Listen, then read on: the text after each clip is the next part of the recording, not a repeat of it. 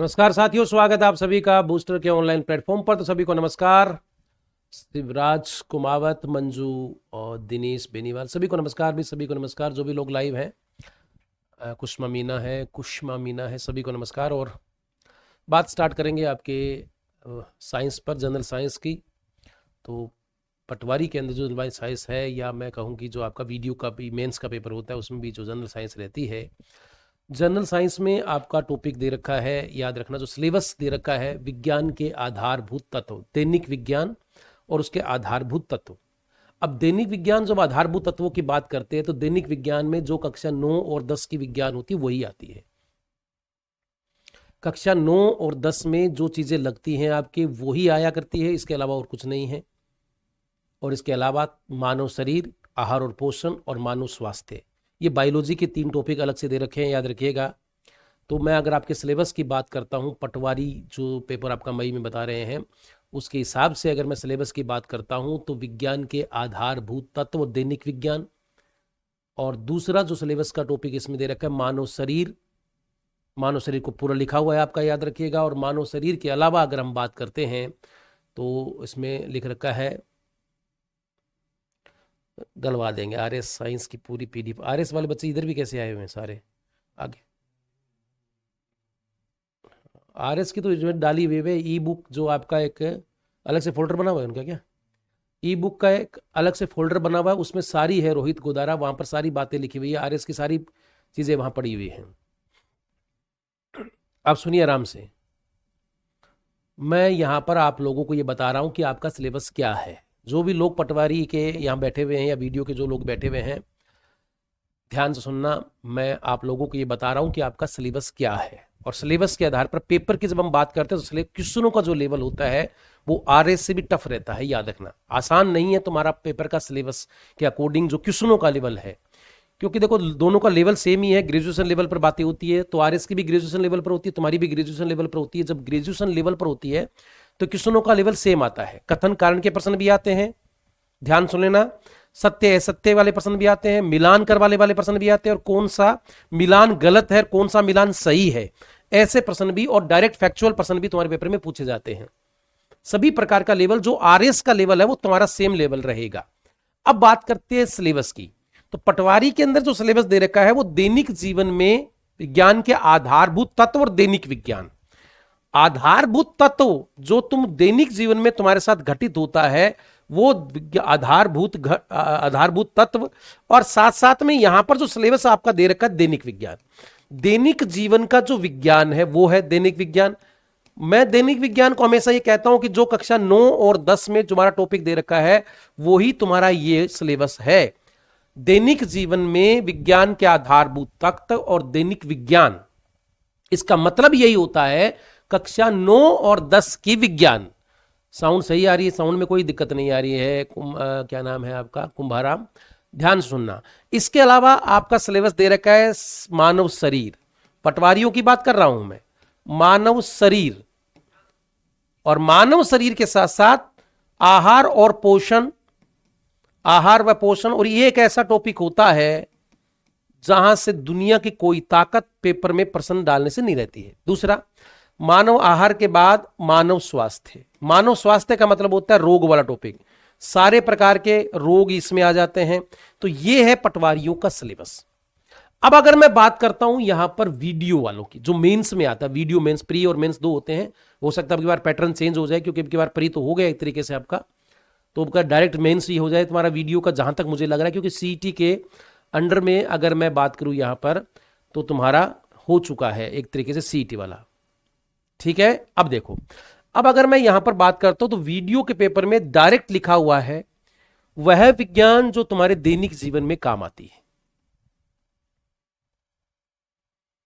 वह विज्ञान जो तुम्हारे दैनिक जीवन में काम आती है।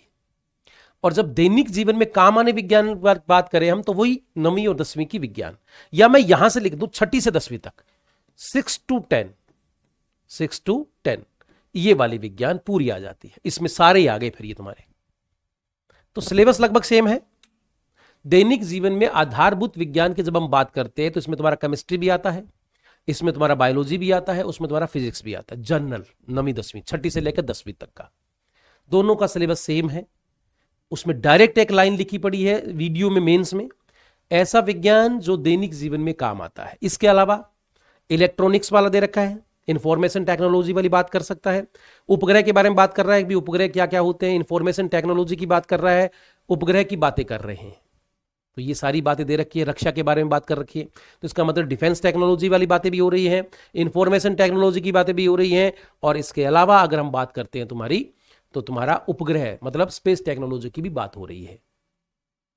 कोई बात नहीं, क्लास लाइव ना ले पाओ तो रिकॉर्डेड देख लेना, कोई दिक्कत नहीं, क्लास मिलेगी महावीर। क्लास हमेशा, जैसे मैं क्लास यहाँ पर ऑफ करता हूँ उसके बाद अब क्लासें अपलोड कर दी जाती हैं। हाँ, क्लास नोट्स ही सफिशिएंट रहेंगे। हाँ, ये तो सही है, इतना तो रहेगा भाई, क्योंकि इतना कुछ पढ़ा देते हैं तो फिर बाहर से तो क्या आता है। मुझे नहीं लगता कि कहीं पर भी कुछ आएगा, मुझे नहीं लग रहा है ऐसी बातें।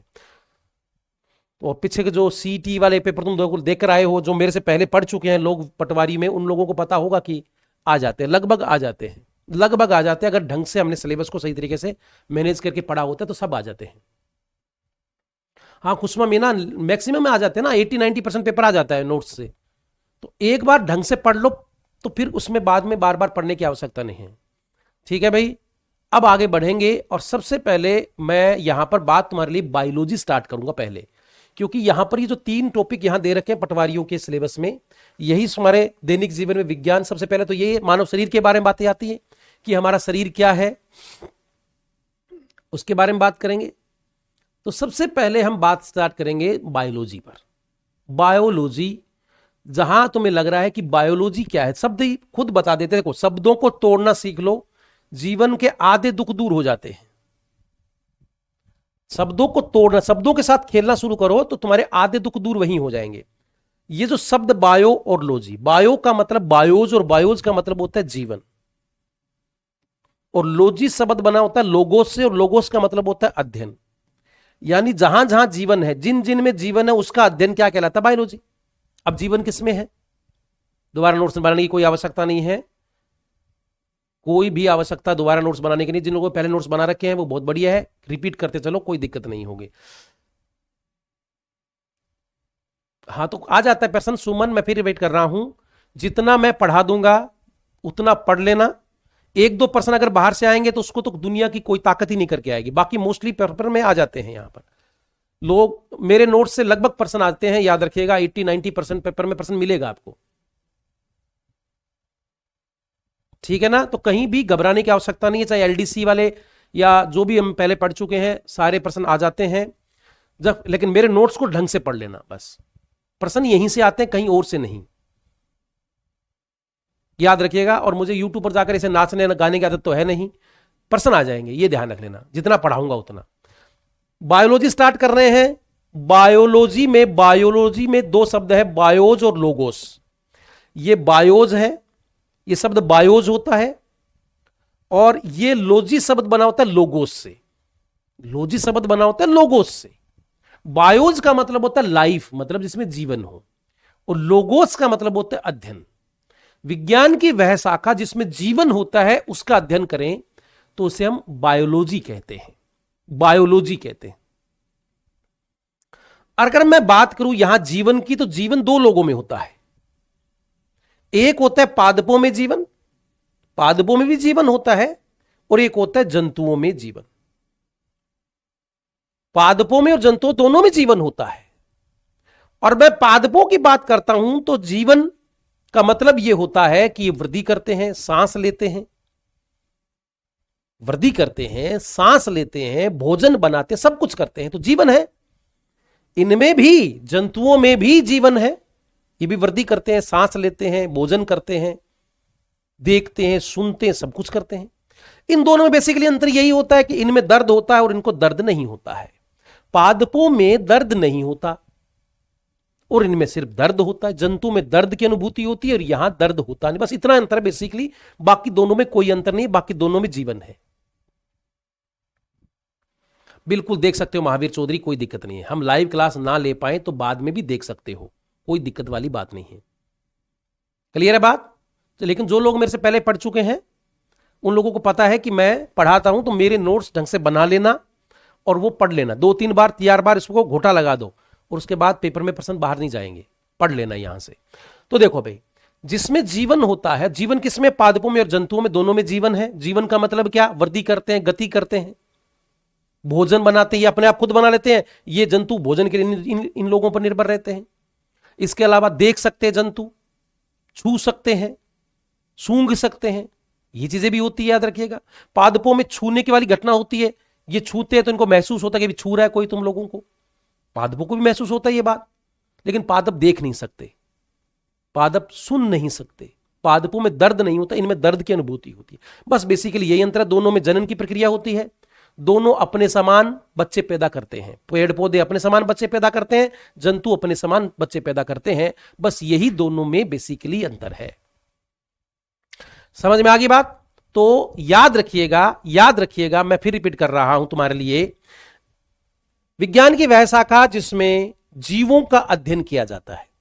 जीवों का मतलब जिसमें जीवन होता है उसका अध्ययन किया जाता है। जीवन किसमें होता है? जीवों में। तो पादप और जंतु दोनों का अध्ययन किया जाता है, वो तुम्हारी बायोलॉजी है। बायोलॉजी में जहां हम पादपों का अध्ययन करते हैं वो बॉटनी है। पादपों का अध्ययन क्या होता है? बॉटनी। बॉटनी मतलब जो चरने योग्य चीज होती है, जिसको चरा जाता है, खाया जाता है, वो बॉटनी है। और जो खाते हैं वो जंतु होते हैं, याद रखना। तो इसको जूलॉजी कहते हैं, जूलॉजी कहते हैं। तो विज्ञान की वह शाखा जिसमें पादपों का अध्ययन करते हैं वो बॉटनी है, और जिसमें जंतुओं का अध्ययन करते हैं वो जूलॉजी है। ठीक है, आराम से पढ़ते रहो राकेश, सारे दुख दूर हो जाएंगे, बस धीरे धीरे पढ़ो। ठीक है, ये कहानी है। हम बायोलॉजी स्टार्ट कर रहे हैं, और बायोलॉजी में भी हम सबसे पहले मानव शरीर को लेकर चलेंगे। बड़ा टॉपिक रहेगा मानव शरीर। मानव शरीर को लेकर चलते हैं। आज नई बैच की क्लास स्टार्ट है और मानव शरीर सबसे पहले स्टार्ट कर रहा हूं। तो जिन लोगों ने जीवन में कभी मानव शरीर के बारे में नहीं देखा है, तो मानव शरीर स्टार्ट कर रहे हैं। ध्यान रखिएगा, हम बात स्टार्ट कर रहे हैं तुम्हारे मानव शरीर से।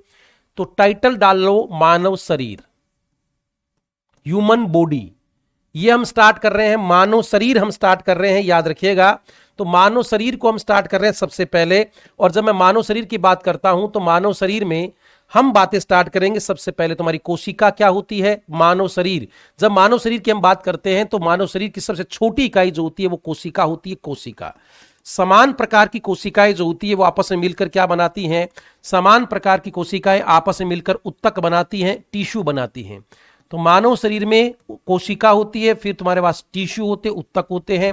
समान प्रकार के उत्तक मिलकर क्या बनाते हैं? अंग बनाते हैं, मतलब ऑर्गन बनाते हैं। और समान प्रकार के ऑर्गन मिलकर पूरा का पूरा शरीर बनाते हैं, सिस्टम बनाते हैं, तंत्र बनाते हैं। ऑर्गन मिलकर क्या बनाते हैं? सिस्टम बनाते हैं। ऑर्गन मिलकर क्या बनाते हैं? तंत्र बनाते हैं। तंत्र जिसको हम सिस्टम कहते हैं, याद रखिएगा। ये सिस्टम बनेगा, तंत्र बनते हैं, सिस्टम बनते हैं। और बहुत सारे सिस्टम मिलकर क्या कर देते हैं? पूरी की पूरी ह्यूमन बॉडी, शरीर का निर्माण करते हैं। तो जब हम मानव शरीर की बात करते हैं तो मानव शरीर की सबसे छोटी इकाई क्या है? कोशिका है। सबसे छोटी इकाई क्या होती है भाई? कोशिका। मैं अब टॉपिक स्टार्ट कर रहा हूं, ध्यान रखना। मैं अब टॉपिक स्टार्ट कर रहा हूं। जो लोग लाइव आ चुके हैं, मैं टॉपिक स्टार्ट कर चुका हूं। मानव शरीर, पटवारी और जो वीडियो का कॉम्बो बैच है उसमें दोनों के लिए समान है, क्योंकि दोनों का सिलेबस लगभग समान है। दैनिक जीवन में विज्ञान, जो तुम्हारे विज्ञान में ऐसा विज्ञान जो दैनिक जीवन में काम आता है, बस उसी पर बात कर रहे हैं। और मानव शरीर को लेकर चल रहा हूं, बड़ा टॉपिक है, इसको पहले कवर करते हैं, उसके बाद फिर हम आगे बढ़ेंगे। तो सबसे पहले अगर मैं मानव शरीर की बात करता हूं, शरीर की बात करता हूं, शरीर मिलकर बना होता है तंत्रों से, सिस्टम से। और तंत्र मिलकर बने होते हैं अंगों से, और अंग मिलकर बने होते हैं टिश्यू, उत्तकों से, और उत्तक मिलकर बने होते हैं कोशिका से। मतलब इस शरीर की सबसे छोटी इकाई क्या होती है? कोशिका, सेल जिसको हम कहते हैं। शरीर की सबसे छोटी आधारभूत इकाई, सबसे छोटी इकाई हमारे शरीर की, पेड़ पौधों के शरीर की, अन्य जंतुओं के शरीर की सबसे छोटी इकाई क्या है? कोशिका है। समान प्रकार की कोशिकाएं मिलकर उत्तकों का निर्माण करती है, टिश्यू बनाती हैं। समान प्रकार के उत्तक मिलकर अंग बनाते हैं, और समान प्रकार बहुत सारे अंग मिलकर तंत्रों का निर्माण करते हैं, और तंत्र मिलकर मानव शरीर का निर्माण कर देते हैं। तो शरीर की सबसे छोटी इकाई क्या होती है भाई? कोशिका होती है। कोशिका होती है, समान प्रकार की कोशिकाएं उत्तक, उत्तक मिलकर अंग, अंग मिलकर तंत्र, तंत्र जैसे पाचन तंत्र, डाइजेस्टिव सिस्टम, परिसंचरण तंत्र, सर्कुलेटरी सिस्टम, एक्सक्रेटरी सिस्टम, उत्सर्जन तंत्र, रेस्पिरेटरी सिस्टम, श्वसन तंत्र, जनन तंत्र, तंत्रिका तंत्र, नर्वस सिस्टम हो गया, अंतःस्रावी तंत्र, बहुत सारे तंत्र होते, कंकाल तंत्र, बहुत सारे तंत्र मिलकर ही शरीर का निर्माण करते हैं। तो हमने पढ़ना क्या है? मानव शरीर, और मानव शरीर में हमने ये सारी बातें पढ़नी है। तब आप लोगों के दिमाग में एक बात आ गई होगी कि जब भी मानव शरीर की हम बात करेंगे तो मानव शरीर में हमें क्या क्या पढ़ना पड़ता है। याद रखिएगा, मानव शरीर में हम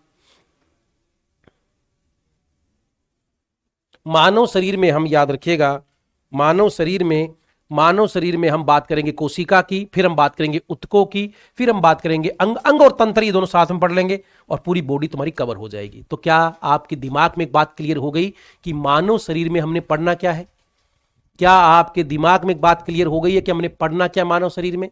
मानव शरीर में हमने सबसे पहले यह पढ़ना है कि होता क्या है कोशिका, कैसे काम करती है ये कोशिका में होता क्या क्या है। इसके बाद हम बात करेंगे तुम्हारे ऊतकों पर, टिश्यू क्या होते हैं, कैसे फंक्शन करते हैं, कितने प्रकार के टिश्यू होते हैं, क्या कहानियां टिश्यू की रहती है। इसके बाद हम बात करेंगे अंग और तंत्र, ये तंत्र मिलकर पढ़ेंगे, सारा का पूरा सिस्टम पढ़ लेंगे। सिस्टम में सारे के सारे अंग आ जाएंगे, याद रखिएगा, सारे के सारे अंग इसमें आपके आ जाएंगे। तो जो लोग लाइव बैठे हैं भाई, क्या एक बात क्लियर होगी कि मानव शरीर में हमने क्या पढ़ना है? कमेंट क्या करो, ऐसे घायल डाकू की तरह नहीं पढ़ा रहना होता, पढ़ना होता, बताना होता है, हर चीज को बताना होता है कि भाई हाँ हमें समझ में आ रहा है कि नहीं आ रहा। और जिन लोगों ने मेरे को जीवन में पहली बार देखा है, इस हार्ड मास के व्यक्ति को पहली बार कोई देख रहा है तो ध्यान से सुन लीजिएगा, नोट्स बना लो साथ में, ठीक रहेगा। अभी टाइम है तुम्हारे पास, 6 महीने का टाइम है और वीडियो वालों को 8 महीने का टाइम है। बहुत टाइम होता है, इतना पढ़ने वाले के लिए इतना बहुत टाइम होता है। साथ में नोट्स बना लिया करो ताकि जीवन के दुख दूर हो। नोट्स बनाएं क्या, पीडीएफ दोगे क्या? सब कुछ देंगे, सब कुछ देंगे। A4 साइज में भी नोट्स दूंगा, ये भी दूंगा, लेकिन खुद के नोट्स जितनी जो मजा पढ़ने में आता है वो किसी और के साथ नहीं आता है। नोट्स खुद के होने चाहिए। और ये मेरा हमेशा वादा रहता है कि मेरे नोट्स में से 80-90% पेपर आ जाएगा, प्रश्न आ जाएगा, याद रखना। तो कहीं दिक्कत वाली बात नहीं होगी। अच्छे तरीके से नोट्स बना लो, कहीं और मत्था मारने की आवश्यकता नहीं है, यहां जाके पढ़े वहां जाके पढ़े, कहीं पढ़ने की आवश्यकता नहीं है। एक एक चीज यहीं करवा दूंगा और प्रश्न आ जाएंगे, ध्यान रखना। आगे बढ़ रहे हैं तो सबसे पहले मानव शरीर की सबसे छोटी आधारभूत इकाई क्या है? कोशिका है। तो मेरे को अगर डिवाइड किया जाए तो मेरे अंदर तंत्र मिलेंगे, तंत्रों को छोटा किया जाए तो मेरे अंदर अंग मिलेंगे, अंगों को छोटा किया जाए तो मेरे अंदर ऊतक मिलेंगे, और ऊतकों को छोटा किया जाए तो मेरे अंदर कोशिका बनेगी। मेरे शरीर की सबसे छोटी आधारभूत इकाई, आधारभूत का मतलब होता है जो आधार, बेस, मेरे शरीर का जो बेस है वो कोशिका है। मेरे शरीर की संरचना कोशिका बनाती है, मेरे शरीर की संपूर्ण कार्य कोशिका करती है। जितने भी कार्य मेरे शरीर में हो रहे होते हैं वो सब के सब कोशिका बनाती है। कुछ नहीं पढ़ना, कुसुमा मीना कुछ नहीं पढ़ना, ये पढ़ लेना, इतने में कल्याण हो जाएगा, कंप्लीट हो जाएगी, तंवर कंप्लीट हो जाएगी। 3 महीना मोटा मोटा सिलेबस पूरा हो जाएगा तुम्हारा, कहीं दिक्कत नहीं आएगी। 3 महीने में तुम्हारा सिलेबस पूरा हो जाए। देखो 3 महीने लगेंगे भाई, अच्छा पढ़ने में 3 महीने लगते हैं। अगर वैसे कम पढ़ना है तो फिर मैं 40-50 दिनों में पूरा कर देता हूं, लेकिन अच्छा पढ़ लो ताकि जीवन के दुख दूर हो। तो सबसे पहले हम बात स्टार्ट कर रहे हैं कोशिका की। मेरे शरीर की या आपके शरीर की सबसे छोटी आधारभूत इकाई, संरचनात्मक इकाई, क्रियात्मक इकाई। संरचनात्मक का मतलब संरचना बनाने वाली, और मेरे शरीर के संपूर्ण कार्य करने वाली इकाई को हम कोशिका कहते हैं। तो स्टार्ट कर रहे हैं मानव शरीर में। मानव शरीर में सबसे पहले जो टॉपिक आपका रहेगा वो कोशिका है, कोशिका जिसको हम सेल कहते हैं। तो मैं अब टॉपिक आप लोगों के लिए सेल स्टार्ट कर चुका हूं। तो जो भी लोग लाइव है, मैं कोशिका स्टार्ट कर रहा हूं। तो कोशिका क्या है? कोशिका क्या है? सजीव शरीर की सबसे छोटी संरचनात्मक व क्रियात्मक इकाई को कोशिका कहते हैं। ध्यान सुनना, सजीव शरीर, कोई भी सजीव शरीर है, चाहे वो पादप है चाहे वो जंतु है, सजीव शरीर की सबसे छोटी, ध्यान से सुनना, सबसे छोटी, मेरे शरीर की सबसे छोटी संरचनात्मक का मतलब मेरी संरचना बनाने वाली, स्ट्रक्चरल मतलब मेरी संरचना बनाने वाली, संरचनात्मक व क्रियात्मक का मतलब होता है मेरे शरीर के संपूर्ण कार्य करने वाली। सजीव शरीर की सबसे छोटी संरचनात्मक व क्रियात्मक इकाई को कोशिका कहते हैं। क्रियात्मक इकाई को कोशिका कहते हैं, याद रखना, को कोशिका कहते हैं, ये बात याद रखिएगा। ये होगी कोशिका की परिभाषा। तो मेरे शरीर की सबसे छोटी इकाई कौन सी है? कोशिका। मेरे शरीर की संरचना किसने बनाई है? कोशिका ने। मेरे शरीर के संपूर्ण कार्य कौन कर रहा है? कोशिका। तो तुम लोग जो कहते हो, याद रखिएगा, तुम लोग जो कहते हो कि मैं काम कर रहा हूं, मैं काम कोई नहीं कर रहा है, कोशिका ही शरीर के संपूर्ण कार्य करती है। तो शरीर के संपूर्ण कार्य कौन करता है? हाँ, कुछ है पटवारी और वीडियो में आपका बिल्कुल रात दिन का अंतर, कुछ सिलेबस का काफी 60% सीईटी और इसका दोनों का अंतर है भाई। दीपक प्रजापत, कुछ टॉपिक सेम है तो याद रखना, कुछ टॉपिक सेम है, बाकी कुछ टॉपिक अलग भी हैं। आगे बढ़ रहे हैं। तो शरीर की सबसे छोटी संरचनात्मक और क्रियात्मक इकाई को कोशिका कहते हैं। इस कोशिका के बारे में सबसे पहले पता लगा सन 1665 में। सन 1665 में एक व्यक्ति था जिसका नाम था रॉबर्ट हुक। एक व्यक्ति था जिसका नाम था रॉबर्ट हुक। लिखना मत, मैं जैसे जैसे लिखा हूं वैसे लिखना। एक व्यक्ति था जिसका नाम था रॉबर्ट हुक। ध्यान सुनना मेरी बात। इस कोशिका के बारे में सबसे पहले एक बात बताई रॉबर्ट हुक ने सन 1665 में। इस गरीब के पास क्या था? इसके पास था माइक्रोस्कोप। अब क्या होता है माइक्रोस्कोप? तो माइक्रोस्कोप जो होता है वो छोटी वस्तुओं को बड़ा करके देखने की एक उपकरण होता है। माइक्रोस्कोप, माइक्रो का मतलब बहुत छोटी चीजें, स्कोप का मतलब देखना होता है। छोटी चीजों को बड़ा देखने की चीज थी माइक्रोस्कोप, याद रखेगा।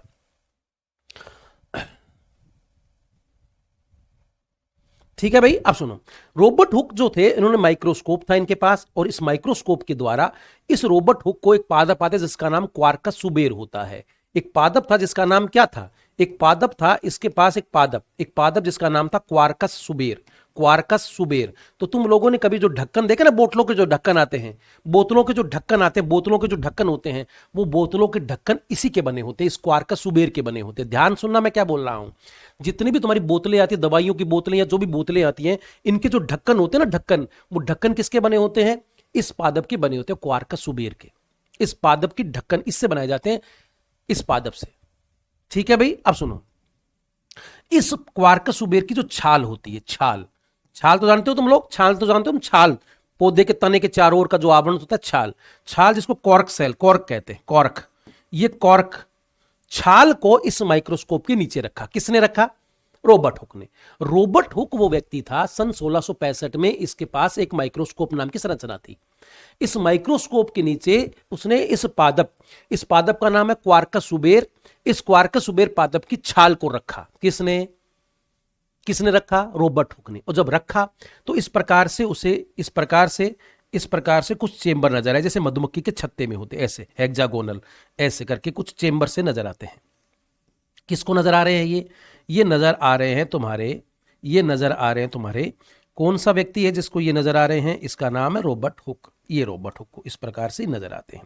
ये क्वार्कस सुबेर नाम के पादप की छाल थी, और इस छाल में इस प्रकार के इसको संरचना नजर आती है तुम्हारे रॉबर्ट हुक को। अब ये देखो पूरा खाली है, ये पूरा भाग खाली है। तो उसने कहा खाली खाली खाली। खाली की जब हम बात करते हैं तो याद कर लीजिएगा, खाली जो शब्द होता है इसके लिए वहां पर जो अंग्रेज लोग, यूरोपीय देश जो होते हैं, वहां पर इसको कहते हैं सेलुली। क्या कहते हैं? सेलुली। सेलुली का मतलब होता है खाली स्थान। जैसे हम भारत में अगर ये देखता, भारत में कोई कालूराम नाम का व्यक्ति जिसके पास अगर कोई माइक्रोस्कोप होता और वो पादप की छाल को देखता तो उसने कहा खाली है, खाली है, खाली है। तो उन लोगों ने कहा छोड़े, बिल्कुल मोतीलाल कह सकते छोड़े, हाँ छोड़े। तो यहां पर अगर मोतीलाल के पास माइक्रोस्कोप होता और माइक्रोस्कोप के नीचे इस छाल को रख के देखता, छोड़ों को रख के देखता, कहता खाली है, खाली है, खाली। उस खाली भाग को सेलुली कहा गया। और यही सेलुली बाद में धीरे धीरे सेल का रूप ले चुकी थी। खाली कमरा, जिसको खाली कमरा सेलुली कहते हैं, और यही सेलुली बाद में क्या बन गई? सेल बन गई।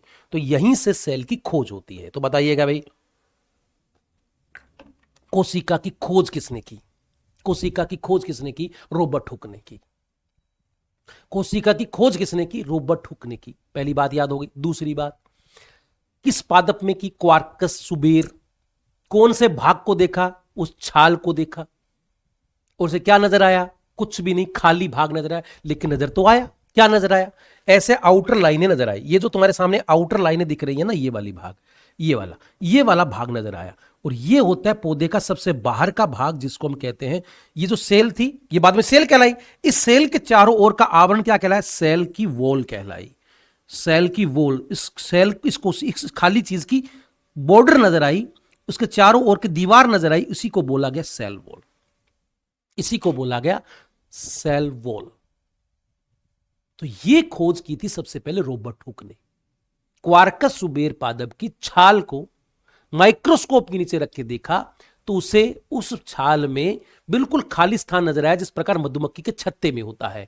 कभी जब मधुमक्खी छत्ते में से जब मधुमक्खियां उड़ जाती हैं, मधुमक्खियां उड़ने के बाद जो मधुमक्खियों का छत्ता दिखता है, उसी प्रकार की उसे चीज नजर आई, जिसको उसने नाम दिया सेलुली। और यही सेलुली बाद में समय के साथ सेल बन गई, और इसी सेल के चारों ओर का जो भाग उसे दिखाई दिया वो सेल वॉल था। और ये जो सेल वॉल होता है, ये जो कोशिका भित्ति होती है, ये कोशिका भित्ति पौधे का, ध्यान सुनना मेरी बात को आराम से, ये जो कोशिका भित्ति होती है ये पौधे का निर्जीव भाग होता है। ये पौधे का कौन सा भाग होता है भाई? याद रखिएगा, निर्जीव।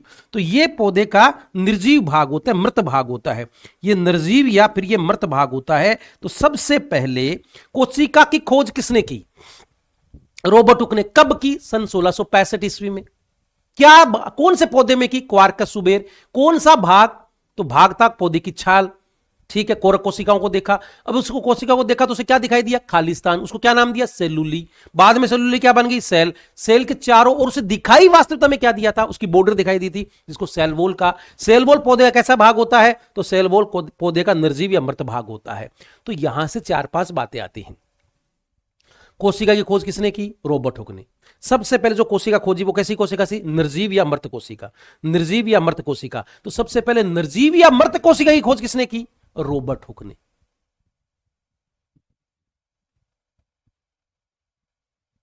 कोई बात नहीं, निधि नहीं आते हैं तो पढ़ लो। मानव शरीर, जब टॉपिक शरीर में देर, आप लोगों को ऐसा क्यों लगता है कि टॉपिक में प्रश्न, ये मेरी बात की हुई होती है कि इस टॉपिक से प्रश्न आते नहीं है, ये मैंने ही कहा है।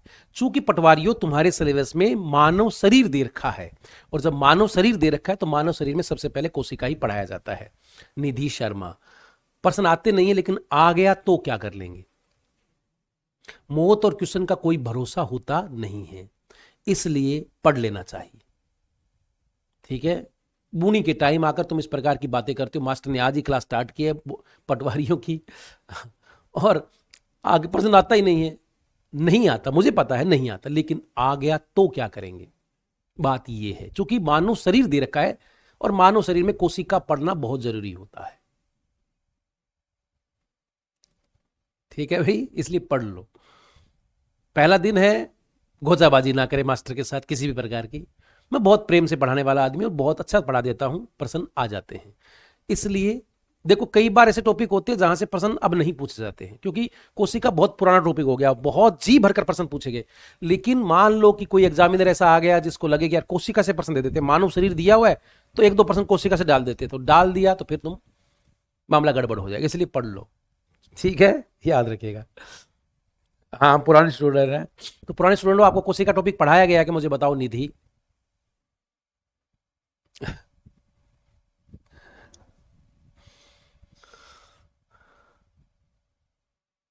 ठीक है, हाँ मुझे बताओ कि अगर मैंने पढ़ाया हुआ है, ये नहीं पढ़ाया हुआ ना तो पढ़ लो, इसलिए कह रहा हूं।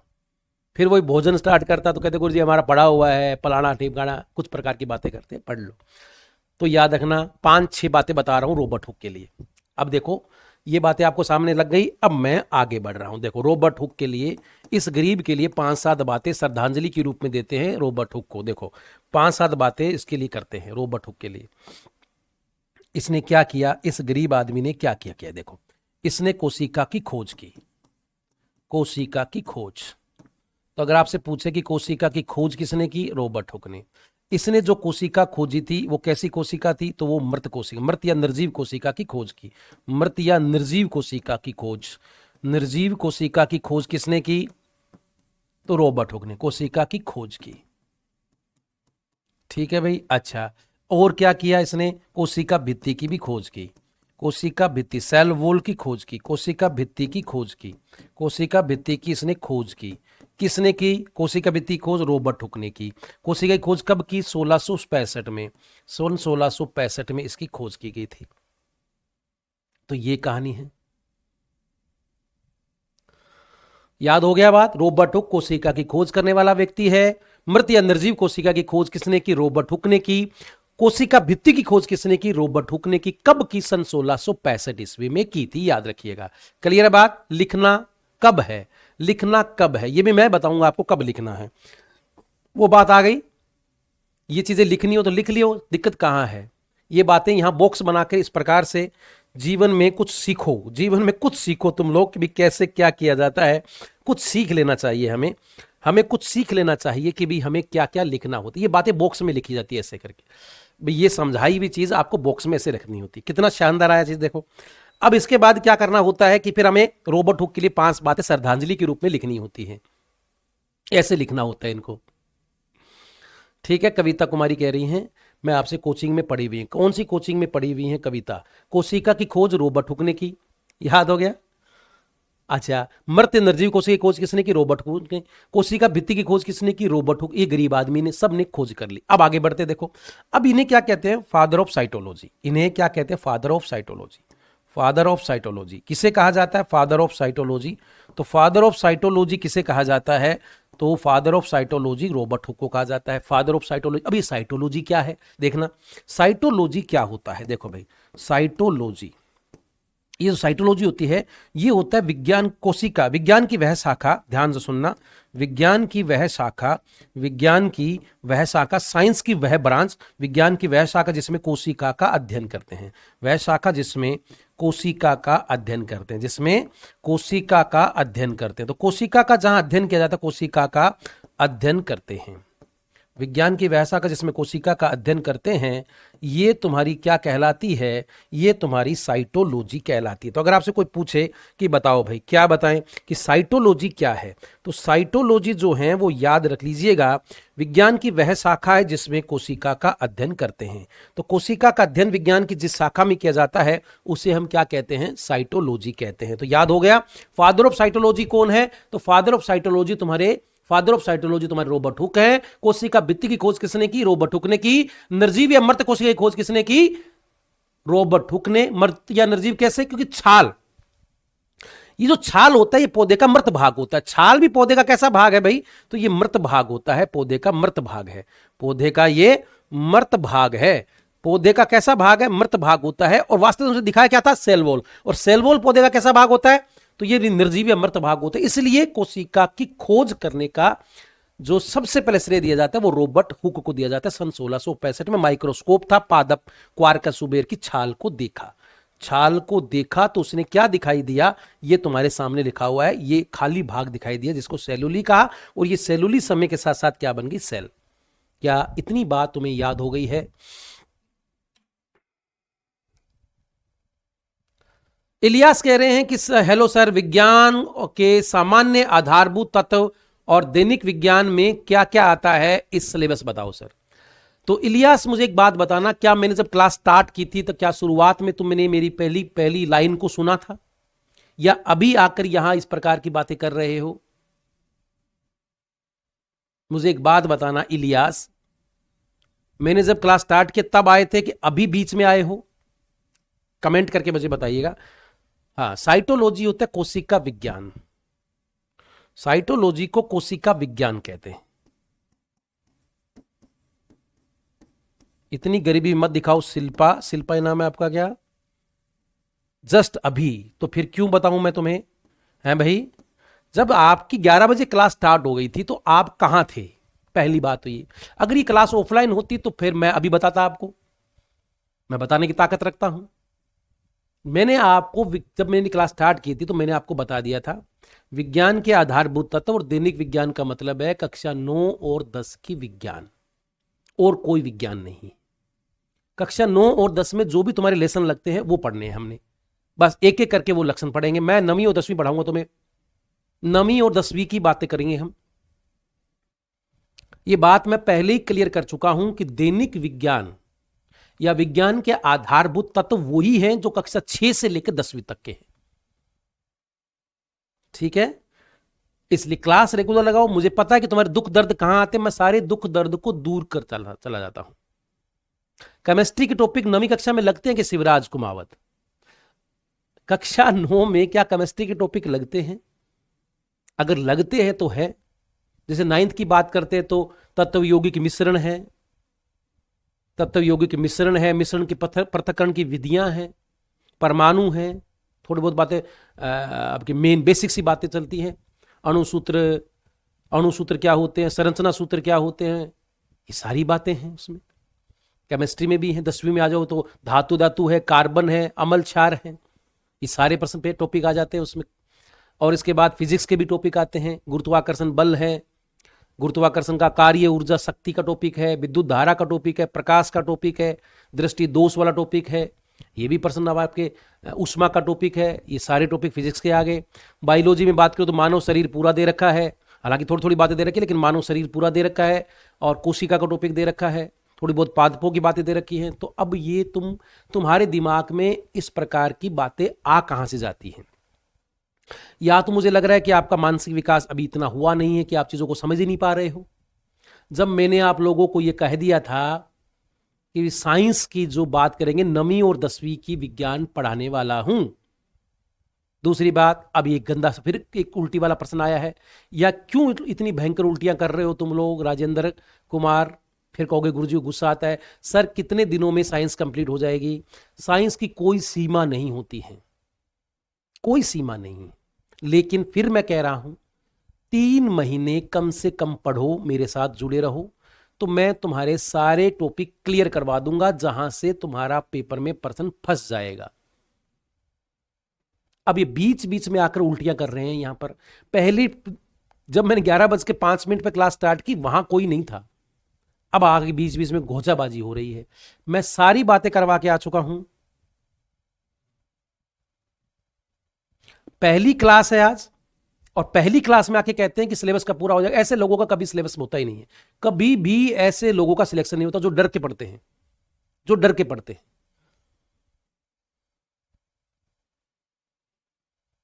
याद रखिएगा, सीईटी में कुछ हो गया वो छोड़ देंगे, बाद में जो नहीं हो पा रहे हैं वो होते चले जाएंगे, और जो बच जाएंगे वो फिर उन लोगों के जो जिन लोगों का नहीं हुआ है उनको करवाएंगे। ठीक है, निधि करवा देंगे, फिजिक्स करवा देंगे। हाँ नहीं, कमेंट पहले दिन कमेंट को इग्नोर नहीं किया जाता अमित, पहले दिन पढ़ा जाता है कमेंट। अब मैं आगे बढ़ रहा हूं, मैं बातें स्टार्ट कर चुका हूं। अब इस प्रकार के कोई कमेंट नहीं आएंगे, सिलेबस कब पूरा हो जाएगा, नोट्स दोगे कब लिखें। इतने सुंदर लिख रहा हूं तो तुम्हें मैं उम्मीद करता हूं कि तुम्हें भी लिखने चाहिए, क्योंकि 6 महीने हैं, 6 महीने बहुत होते हैं। और दूसरी बात ध्यान रख लेना, जितना तुम्हें पढ़ाया जाए उतना पढ़ो। तीसरी बात, आधारभूत विज्ञान, दैनिक विज्ञान क्या होता है तो 9वीं 10वीं को याद रख लेना है। अगली बात, तुम्हारा लेवल और आरएस का लेवल सेम है। जैसे क्वेश्चन आरएस में आते हैं उसी प्रकार के क्वेश्चन तुम्हारे पेपर में आएंगे। आरएस में कैसे प्रश्न आते हैं? फैक्चुअल प्रश्न आते हैं, डायरेक्ट फैक्ट पूछ लेता है कि कोशिका की खोज किसने की, डायरेक्ट फैक्चुअल प्रश्न आ गया। प्रश्न आ जाएगा, निम्न कथनों पर विचार करो, कौन सा कथन असत्य और कौन सा कथन सत्य है, कौन सा असत्य नहीं है, मतलब वो सत्य की बात कर रहा है, तो ये प्रश्न आ जाएंगे। फिर इसके बाद प्रश्नों का लेवल आता है कि मिलान करने वाले प्रश्न आते हैं कि मिलान करो। फिर कहता है कि जो मिलान किया हुआ उसमें सत्य कौन सा और मिलान में असत्य कौन सा, ऐसे प्रश्न भी आते हैं। फिर प्रश्न आता है कि कथन देगा, उसका कारण देगा, और आपसे पूछेगा कि कथन सही है और कारण गलत है, कथन और कारण दोनों सही हैं, कथन और कारण दोनों सही नहीं है, ऐसे प्रश्न भी आते हैं। तो अब आप लोगों के दिमाग में एक बात आ गई होगी कि प्रश्नों का लेवल कैसा रहता है। आधारभूत दैनिक विज्ञान क्या होता है तो 9वीं और 10वीं का विज्ञान होता है, और इसके बाद सिलेबस क्या है, 9वीं और 10वीं की विज्ञान का सिलेबस है। इसके अलावा हमें कुछ नहीं पढ़ना है। और क्या, सीईटी में मैंने जितना करवाया था उसके अलावा आपको पढ़ाया जा रहा है। जितना सीईटी में पढ़ा दिया था वो टॉपिक एक बार छोड़ देंगे, जो नए टॉपिक है वो करवा दूंगा। जो बिल्कुल नए लोग जुड़े पहली बार जीवन में, उनको जो टॉपिक करवा दिए गए हैं वो बाद में करवा दिए जाएंगे, साथ में सिलेबस पूरा होगा। कम से कम 90 दिन मेरे साथ रहना पड़ेगा आप लोगों को, तो आपका सिलेबस पूरा हो जाएगा। और बताओ, और इसके अलावा क्या दुख और दर्द की कहानी है? नोट्स जो मैं पढ़ा रहा हूं उतने पढ़ने हैं, बाहर कहीं और मुंह नहीं मारना जाकर कि ये किताब भी पढ़ ले, वो भी पढ़ ले, फलाना पढ़ ले, कुछ नहीं। इसको 2-3 बार घोट घोट कर पी लेना, यहां से दुख दूर हो जाएंगे। और बताओ, और क्या पेट में, नाभि के आसपास से और कौन कौन से दर्द की अनुभूति हो रही है तुम लोगों को, वो लिख के मुझे बता दो, ताकि मैं आपके प्रश्नों के उत्तर दे दूं, फिर मैं आगे चलता चलूं। और क्या दिमाग में आ रहा है? सिलेबस मैंने कह दिया 90 दिन मेरे साथ रहना है, 9वीं 10वीं की विज्ञान पढ़नी है, और क्या, और क्या? अब बताओ, फिजिक्स केमिस्ट्री बायो तीनों ही आते हैं 9वीं 10वीं में, फिजिक्स केमिस्ट्री बायो और इन्वायरमेंट सारे आ गए। और बताओ दर्द क्या है? और बताओ। प्रीवियस ईयर इसलिए क्वेश्चन सोल्व नहीं हो रहे हैं निधि, क्योंकि प्रीवियस ईयर के क्वेश्चन अभी मैंने करवाए नहीं, करवाऊंगा तो हो जाएंगे तुम्हारे। अब वो टॉपिक छोड़ के करना है कुसुमा मीना, वो टॉपिक छोड़कर।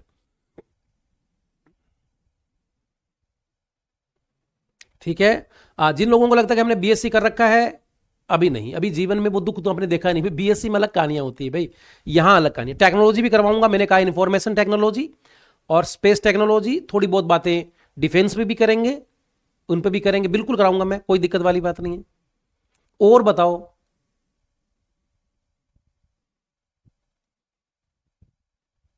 और बताओ कोई, और कहा क्या कहानी है? अब मैं आगे चल लूं, अब किसी प्रकार का कोई दुख नहीं रहेगा। रॉबर्ट हुक के लिए मैं 4 बातें लिख चुका हूं यहां, रॉबर्ट हुक के लिए मैं 4 बातें लिख चुका हूं यहां, श्रद्धांजलि के रूप में याद कर लेना। हाँ, आगे बढ़ जाएंगे, अब कोई दिक्कत नहीं है। चलो भाई, अब बीच में कोई आकर उल्टी नहीं करेगा, गुरुजी कोर्स कब हो जाएगा, नोट्स दोगे हैं गुरुजी, ये गुरुजी आधारभूत विज्ञान किए हुए गुरुजी, तो नहीं, बीच में नहीं, अब गोचाबाजी नहीं। अब मेरे साथ पढ़ो आराम से, मजे के साथ, मैं यही याद करवा दूंगा क्लास में, कहीं दिक्कत वाली बात नहीं होगी। चले आगे। साइटोलॉजी विज्ञान की वह शाखा जिसमें हम कोशिका का अध्ययन करते हैं। भी कोशिका है क्या, कोशिका कैसे काम करती है, कोशिका की संरचना कैसी है, कोशिका में कौन कौन लोग बैठे हुए हैं, उन सब का अध्ययन हम साइटोलॉजी में करते हैं। साइटोलॉजी विज्ञान की वह शाखा है जिसमें हम कोशिका का अध्ययन करते हैं। अब कोशिका का अध्ययन का मतलब क्या? कोशिका की संरचना देखनी है हमने कि कोशिका में कौन कौन से लोग बैठे हुए हैं, कोशिका का सारा बायोडाटा, कोशिका का पूरा अध्ययन साइटोलॉजी है। और यह सबसे पहले किसने किया? रॉबर्ट हुक ने। और जो व्यक्ति सबसे पहले जिसके बारे में खोज करता है वो उसका फादर होता है। तो father of cytology Robert Hooke है। कोई दुख नहीं है। अब आगे बढ़े, चलो आगे बढ़ते हैं। तो यह कहानी हो गई तुम्हारी रॉबर्ट हुक साहब की। इसी के कुछ सालों बाद सन 1674 में एक व्यक्ति आते जिनका नाम होता है आपके एंटोनी वॉन ल्यूवेनहॉक। ध्यान से सुनना, एंटोनी, डरना नहीं है, एंटोनी वॉन ल्यूवेनहॉक। ये व्यक्ति आते हैं ल्यूवेनहॉक, ये आते हैं सन 1674 में। सन 1674 में इनके पास भी एक माइक्रोस्कोप होता है। इनके पास भी क्या है? इनके पास भी एक माइक्रोस्कोप है और उस माइक्रोस्कोप में वो पानी की बूंद को देखते हैं। तो इसमें उसे क्या दिखाई देता है? तो ये वो व्यक्ति है जिन्होंने सबसे पहले जीवित कोशिका की खोज की। जीवित कोशिका की खोज, सजीव कोशिका लिख सकते हैं हम। वो निर्जीव कोशिका थी, तो ये सजीव कोशिका है। सजीव कोशिका की खोज किसने की? सबसे पहले सजीव कोशिका की खोज किसने की? सजीव कोशिका की खोज ये लो भाई, ये कर दी तुम्हारे किसने? एंटोनी ने। तो निर्जीव कोशिका की खोज किसने की थी? रॉबर्ट हुक ने। अच्छा, रॉबर्ट हुक जब काम कर रहा था, रॉबर्ट हुक जब काम कर रहा था तो वो काम कर रहा था पादप पर। तो इसका मतलब है कि इस रॉबर्ट हुक ने पादप कोशिका की भी खोज की थी। तो पादप कोशिका की खोज किसने की? अगर आपसे पूछे कि पादप कोशिका की खोज किसने की, तो पादप कोशिका की खोज की थी तुम्हारे रॉबर्ट हुक साहब ने। ये पादप कोशिका देखी थी क्योंकि क्वार्क का सुबेर एक पादप था। तो पादप कोशिका, ये व्यक्ति जो था ना एंटोनी वॉन ल्यूवेनहॉक, इसके पास थी पानी की बूंद। ये इसके पास क्या थी? पानी की बूंद। और पानी की बूंद, और इसके अलावा इसके पास था लार, इसके पास लार भी थी, और इसके पास वीर्य होता है मानव का जो सीमन होता है उसको वीर्य कहते हैं। ये कहानी इस गरीब आदमी के पास थी। किसके पास? Antony von Leeuwenhoek. इसके पास भी एक माइक्रोस्कोप था, और उस माइक्रोस्कोप में जब उसने देखा तो पानी की बूंद में और लार में उसे बैक्टीरिया नजर आए। बैक्टीरिया क्या नजर आए? बैक्टीरिया। और बैक्टीरिया एक जीवित कोशिका है। बैक्टीरिया क्या है? एक जीवित कोशिका है। तो सबसे पहले सजीव कोशिका की खोज किसने की? एंटोनी वॉन ल्यूवेनहॉक ने। कब? सन 1674 में। अब और क्या किया इसने? मानव की वीर्य को देखा। जब मानव की वीर्य को देखा तो इस वीर्य में से शुक्राणु नजर आए। क्या दिखाए? शुक्राणु या स्पर्म। शुक्राणु हमारे शरीर की कोशिका है, हम एक जंतु है और हमारे शरीर की कोशिका देखी गई। तो इसका मतलब था कि इस गरीब ने सबसे पहले जंतु कोशिका की खोज की। तो जंतु कोशिका की खोज किसने की? जंतु कोशिका की खोज किसने की? तो एंटोनी वॉन ल्यूवेनहॉक ने जंतु कोशिका की खोज कर दी। ठीक है भाई, और क्या किया इसने, इसने सबसे पहले बैक्टीरिया की खोज की, तो जीवाणु कोशिका की खोज इसने की, जीवाणु कोशिका की खोज, जीवाणु कोशिका की खोज, बैक्टीरिया सेल की खोज किसने की, जीवाणु कोशिका की खोज किसने की, तो लार में और पानी की बूंद में उसे भयंकर वाले बैक्टीरिया नजर आए, एंटोनी वॉन ल्यूवेनहॉक। अच्छा, और क्या क्या, मानव में शुक्राणु स्पर्म की खोज की, शुक्राणु की खोज की, शुक्राणु मतलब जिसको स्पर्म कहते हैं, तो स्पर्म की खोज किसने की भाई, तो स्पर्म की खोज भी तुम्हारे एंटोनी वॉन ल्यूवेन, शुक्राणु यानी जिसको स्पर्म कहते हैं, मानव के अंदर जो स्पर्म होते हैं शुक्राणु की खोज भी किसने की, तो एंटोनी वॉन ल्यूवेनहॉक ने स्पर्म की खोज की। ये लो भाई, ये होगी चारों बातें। एंटोनी वॉन ल्यूवेनहॉक को याद करो जल्दी से, एंटोनी वॉन ल्यूवेनहॉक को जल्दी से याद करो, 4-5 बातें इसके लिए याद कर लो। तो सबसे पहले जीवित कोशिका की खोज किसने की, एंटोनी वॉन ल्यूवेनहॉक। क्या देखा, बैक्टीरिया, तो बैक्टीरिया की खोज किसने की, एंटोनी वॉन ल्यूवेनहॉक ने। जंतु कोशिका मतलब मानव के शुक्राणु की खोज किसने की, इस व्यक्ति ने। और जंतु, क्योंकि शुक्राणु जंतुओं में होते हैं, इसलिए जंतु कोशिका की खोज भी एंटोनी वॉन ल्यूवेनहॉक ने की। तो ये सारी बातें आप लोगों को याद हो गई होगी। तो दोनों बातें याद रखना, रॉबर्ट हुक को सन 1665 के लिए याद करना है, इस करीब को सन 1674 के लिए याद करना है। अब ये कहानी चली आगे तक, 150 साल तक कोशिका के बारे में बातें चलती रही। सन 1665 से लेकर 1831 में केंद्रक की खोज की गई, कोशिका के अंदर एक केंद्रक मिलता है उसकी खोज की गई, लेकिन कोई बात नहीं की गई। सन 1838 में, 150 साल के बाद, लगभग 150-160 साल के बाद में, 1838-39 में 2 व्यक्ति आते हैं। कितने व्यक्ति आते हैं, 2। कौन कौन, एक होता है तुम्हारा स्लीडन और एक होता है स्वान। स्लीडन और स्वान ये कहते हैं कोशिका सिद्धांत, सेल थ्योरी देते हैं। कोशिका सिद्धांत का मतलब है कुछ ऐसी बातें कोशिका के बारे में बताते, लिखित प्रमाण देते हैं। ये 2 व्यक्ति जिनका नाम था स्लीडन और स्वान, कोशिका के बारे में कोशिका सिद्धांत प्रस्तुत करते हैं। कब करते हैं, 1838-39 में। स्लीडन जो था वो पादपों पर अध्ययन कर रहा था, और जो स्वान था वो जंतु पर अध्ययन कर रहा था, कोशिकाओं पर। और इनका अध्ययन करने के बाद वो एक कंक्लूजन पर पहुंचे और उन्होंने कोशिका के बारे में लिखित बातें बताई। क्या बातें बताई, इन्होंने कहा कि सजीव शरीर की सबसे छोटी इकाई कोशिका है। दूसरी बात इन्होंने क्या बताई, सजीव शरीर की संरचनात्मक और क्रियात्मक इकाई कोशिका होती है। ये 2 बातें बता दी इन्होंने। जो मैंने परिभाषा बताई है, ये वास्तविकता में बात बताई थी स्लीडन और स्वान ने।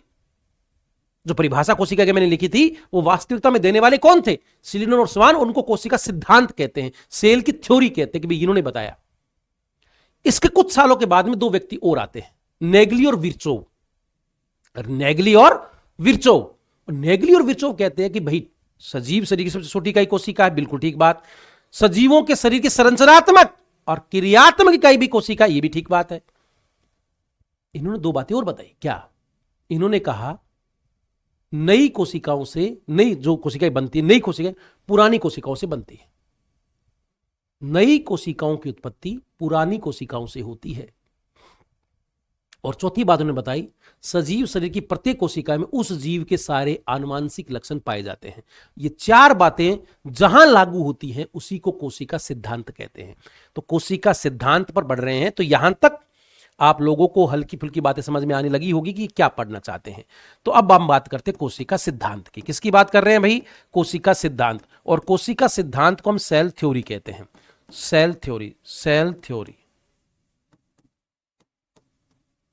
और ये जो सेल थ्योरी दी थी, ये दी थी आपके, कोशिका सिद्धांत दिया था, ये दिया था आपके स्लीडन और स्वान ने। स्लीडन ये 1838 में इन्होंने दिया था। ये आपके वनस्पति वैज्ञानिक थे, वनस्पति वैज्ञानिक। और दूसरे हैं तुम्हारे स्वान, ये है 1839 में इन्होंने दिया।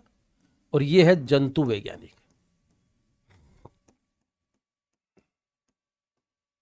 ये जंतु वैज्ञानिक थे, स्लीडन और स्वान ने। तो कोशिका सिद्धांत किसने दिया, प्रश्न आता है, कोशिका सिद्धांत किसने प्रस्तुत किया, स्लीडन और स्वान ने किया।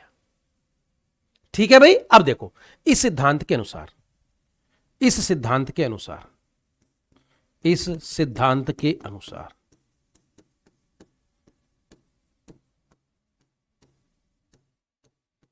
अनुसार सजीव शरीर की सबसे छोटी इकाई सजीव शरीर की सबसे छोटी इकाई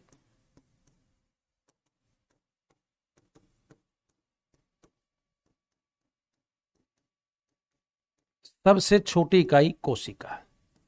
सजीव शरीर की सबसे छोटी इकाई क्या है? कोशिका है। सजीव शरीर की सबसे छोटी इकाई कोशिका होती है। तो ये पहली बात हो गई। दूसरी बात क्या? सजीव शरीर की संरचनात्मक, सजीव शरीर की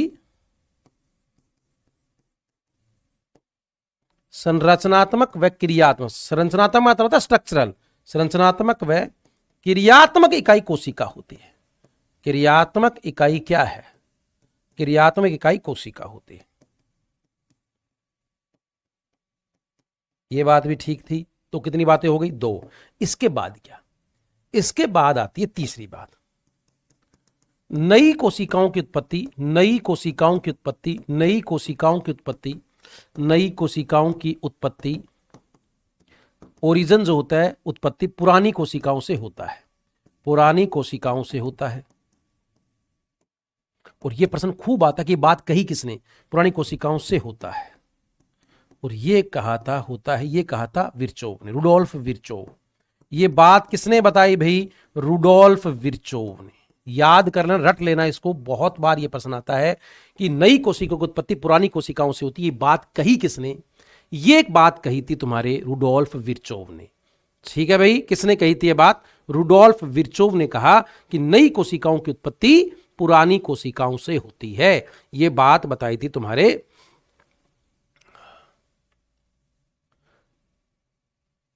याद रखिएगा। क्लास का टाइम डाला हुआ है सचिन, मेरे ख्याल से क्लास का टाइम डाला हुआ है। आप ढंग से क्लासों को देख लिया करो कि क्लास से का टाइम डाल देते हैं। तो यहां तक किसी को कोई दिक्कत हो तो बताओ भाई, यहां तक किसी को कोई दिक्कत हो तो बताओ।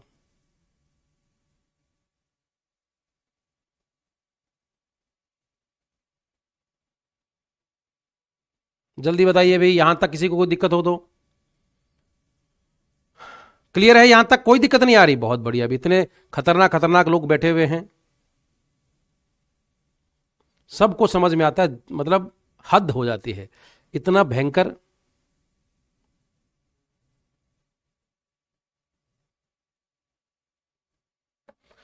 No doubt, no doubt, no doubt, no doubt.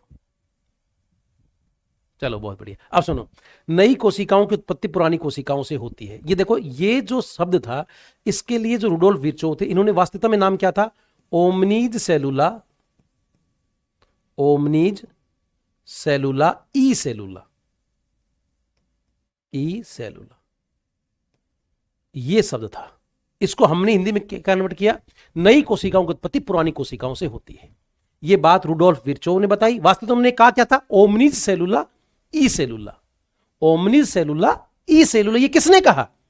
नई कोशिकाओं की उत्पत्ति पुरानी कोशिकाओं से होती है। बात किसने कही? ये कही थी आपके रुडोल्फ विर्चोव ने, रुडोल्फ विर्चोव ने। याद रखना, ओमनीज सेलुला ई सेलुला, जिसको हिंदी में क्या कहते हैं? नई कोशिकाओं की उत्पत्ति पुरानी कोशिकाओं से होती है। चौथी जो बात यहां पर निकल कर आई, चौथी जो बात यहां पर निकल कर आई, ये कहता है तुम्हारे, ये बात आती है कि जो सजीव शरीर की प्रत्येक कोशिका में, प्रत्येक शरीर की प्रत्येक कोशिका में, शरीर की प्रत्येक कोशिका में, ध्यान सुन लेना, शरीर की प्रत्येक कोशिका में, प्रत्येक कोशिका में उस जीव के सारे आनुवंशिक लक्षण पाए जाते हैं, सारे आनुवंशिक लक्षण पाए जाते हैं, सारे आनुवंशिक लक्षण पाए जाते हैं। उस जीव के सारे आनुवंशिक लक्षण पाए जाते हैं। जल्दी से पढ़ो चारों बातें। ये चारों बातें आपको समझ में आ गई होगी, ये चारों बातें आपको समझ में आ गई होगी, मुझे बताइएगा। ये था तुम्हारा कोशिका सिद्धांत, जो प्रस्तुत किया था स्लीडन और स्वान ने।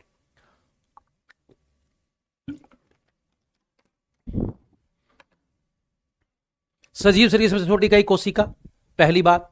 दूसरा, संरचनात्मक क्रियात्मक इकाई कोशिका।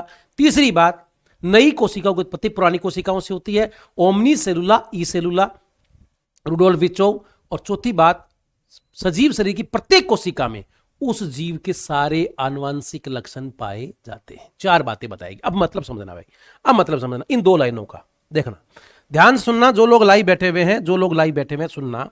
मान लो ये शुक्राणु है, ये स्पर्म है और ये ओव्यूम है, अंडाणु है। पुरुषों में शुक्राणु बनते हैं और महिलाओं में अंडाणु बनते हैं। दोनों का मिलन हुआ और मिलन होने के बाद यहां एक कोशिका जाइगोट बना। इस जाइगोट में कितने कोशिकाएं, कितने गुणसूत्र होते हैं? 46। भाई यहां 23 गुणसूत्र थे, यहां 23 थे, दोनों मिलकर 46 गुणसूत्रों वाला, 46 क्रोमोसोम वाली एक कोशिका बना दी। एक कोशिका बन गई। अब इस एक कोशिका में यह ताकत है संपूर्ण जीव को बनाने की। तुम्हारी उत्पत्ति भी इसी प्रकार शुरू हुई थी और तुम्हारे चुन्नू मुन्नू भी इसी प्रकार आएंगे। तुम्हारे जो चुन्नू मुन्नू आएंगे, ध्यान सुनना मेरी बात को आराम से, तुम्हारा शुक्राणु होगा या अंडाणु होगा। अगर कोई पुरुष है तो विकास विष्णु मान लेते इसका शुक्राणु है और इसकी वाइफ का अंडाणु, दोनों का मिलन होगा। मिलन होने से, शुक्राणु अंडाणु के मिलन होने से एक कोशिका जाइगोट की निर्माण होगा जिसमें 46 गुणसूत्र होंगे और ये 46 गुणसूत्र इस एक कोशिका से संपूर्ण जीव का निर्माण करेंगे और 9 महीने बाद इनके चुन्नू का जन्म होगा। या कोई कन्या है, उसकी शादी पुरुष से होगी, शुक्राणु अंडाणु का मिलन होगा और मिलन होने से दोनों का मिलन होने से क्या होगा? दोनों का मिलन होने से क्या होगा कि एक कोशिका जाइगोट बनेगा और जाइगोट होने से फिर चुन्नू या मुन्नू, जो भी चुन्नू मुन्नी जो भी होगा, उसकी उत्पत्ति शुरू हो जाएगी एक कोशिका से। अब इस एक कोशिका में संपूर्ण ताकत है संपूर्ण जीव को बनाने की। देखो, अब इस कोशिका में विभाजन होगा तो इस एक कोशिका से कितनी कोशिकाएं बन जाएंगी? 2। इसमें भी 46 गुणसूत्र होंगे, इसमें भी 46। 2 में विभाजन होगा तो कितनी बनेगी? 4। 4 में भी 46 गुणसूत्र ही होंगे, 46 गुणसूत्र ही होंगे। 4 से कितनी बनेगी? 8। और 8 में भी 8 से कितनी बनेगी? 16। अब इस प्रकार से विभाजन चलेगा और एक 9 महीने बाद एक बच्चे का जन्म होगा और इसके बाद धीरे धीरे वो वृद्धि करेगा, आपके जैसा जीव दिखेगा। एक याद रखिएगा, वो आपका चुन्नू, उसकी उत्पत्ति किससे शुरू हुई? एक कोशिका से। हमारी उत्पत्ति एक कोशिका से। अब मुझे एक बात बताओ भाई, ये जो 2 कोशिकाएं बनी हैं, ये किससे बनी है? 1 से बनी है। या मैं ये कहूंगी 16 किससे बनी है? 8 से। 8 किससे बनी है? 4 से। 4 किससे बनी है? 2 से। 2 किससे बनी है? 1 से। तो नई कोशिकाओं की उत्पत्ति, जो नई कोशिकाएं बनती जा रही हैं, 16 से 32 बनेंगी। 32 किससे बनी? 16 से। 32 से 64 किससे बनेगी? 32 से। तो इसका मतलब ये हुआ कि नई कोशिकाओं की उत्पत्ति पुरानी कोशिकाओं से होती है। यही तो बात तुम्हारी रुडोल्फ विर्चोव ने कही, नई कोशिकाओं की उत्पत्ति पुरानी कोशिकाओं से होती है। यही बात तुम्हारी रुडोल्फ विर्चोव ने कही थी। याद हो गया भाई? रुडोल्फ विर्चोव ने यही तो बताया था। ओमनीज सेलुला ई सेलुला, ओमनीज सेलुला ई सेलुला, यही तो बात कही थी उसने। तो बात पता लग गई भाई, ये बात समझ में आ गई तुम्हारी? बताओ मुझे, नई कोशिका उत्पत्ति पुरानी कोशिकाओं से होती है, पता लग गया होगा कैसे हो रहा है।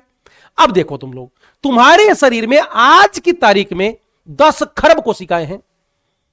कपिल सोनी है या शिवराज कुमावत है या ये जयवर्धन सिंह है या अभिमान है या दशरथ प्रजापति, जितने भी लोग तुम लोग बैठे हुए हो, तुम्हारे शरीर में 10 खरब कोशिकाएं हैं और प्रत्येक कोशिका में 46 गुणसूत्र पाए जाते हैं। वो एक कोशिका जिसमें 46 गुणसूत्र थे, आज तुम्हारे शरीर में 10 खरब कोशिकाएं हैं और प्रत्येक कोशिका में, देखो शरीर की प्रत्येक कोशिका में उस जीव के सारे आनुवंशिक लक्षण पाए जाते हैं, सारे जेनेटिक मटेरियल जो होता है ना, पूरा का पूरा पाया जाता है। अब देखो, इस एक कोशिका में 46 गुणसूत्र है, इन गुणसूत्रों में डीएनए बैठा हुआ है। इन गुणसूत्रों में कौन बैठा हुआ है? डीएनए। और उस डीएनए के पास सारी सूचना है कि कान कैसा होगा, नाक कैसा होगा, होठ कैसे होंगे, दांत कितने होंगे, हड्डियां कितनी होंगी, त्वचा का रंग कैसा होगा, आंख की आइरिस का रंग कैसा होगा, उस व्यक्ति की हाइट कितनी होगी। इस कोशिका के पास सारी सूचनाएं हैं। इस कोशिका के पास सारी सूचनाएं हैं और ये सूचनाएं वो अगली कोशिका में डालती है, अगली फिर अगली कोशिकाओं में डालती है, फिर अगली कोशिकाओं में। आज की तारीख में 10 खरब कोशिकाओं में, मेरे शरीर की प्रत्येक कोशिका में मेरे शरीर को बनाने की सारी सूचनाएं हैं। अगर मैं अपने एक शरीर की एक कोशिका लेकर अगर लैब में चला जाऊं तो मैं अपने जैसा एक जीव पैदा कर सकता हूं, मेरे जैसा हूबहू मेरी कॉपी। यह संभव इसलिए हो पाया क्योंकि मेरे शरीर की प्रत्येक कोशिका में 46 गुणसूत्र हैं। समझ में आ गई बात? ओमनी सेलुला ई सेलुला, ये उसी प्रकार है कि नई कोशिका की उत्पत्ति पुरानी कोशिकाओं से होती है। इसका हिंदी वर्जन ये है। रुडोल्फ विर्चोव ये डच वैज्ञानिक था मेरे ख्याल से, और उसने अपने शब्दों में ये कहा ओमनी सेलुला ई सेलुला। जैसे अलग अलग देश में अलग अलग भाषाएं चलती हैं, उसी प्रकार उसने अपने देश की भाषा में कहा ओमनी सेलुला ई सेलुला, जिसका हिंदी वर्जन हमने निकाला और यह कहा कि नई कोशिका की उत्पत्ति पुरानी कोशिकाओं से होती है। ठीक है शिल्पा, समझ में आ गया है? समझ में आ गई बात? इतनी क्लियर है? तो तुम्हारे शरीर की प्रत्येक कोशिका में तुम्हारे शरीर के सभी आनुवांशिक लक्षण पाए जाते हैं। क्या लिख रहे हो? क्या लिख रहे हो? क्या लिख रहे हो? मोतीलाल, अपने शरीर की एक कोशिका निकाल सकते हैं क्या? बिल्कुल निकाल सकते हैं, कहां दिक्कत आ रही है? बाल पूरी हजारों कोशिका निकल जाती है तुम्हारे शरीर से। तुम्हारे शरीर बाल निकलते हैं, हजारों कोशिकाएं निकलती हैं बालों में। तुम्हारे शरीर, तुम्हारा शरीर बना किससे? कोशिकाओं से। हर जगह कोशिका बैठी हुई है, हर जगह कोशिका बैठी होती है। हाँ, 1855 की बात है, बिल्कुल दिलकुश। 1851 और 1855 के बीच में दो व्यक्ति थे, एक नेगली था और एक विरचोव था। तो ये होगी कहानी तुम्हारी।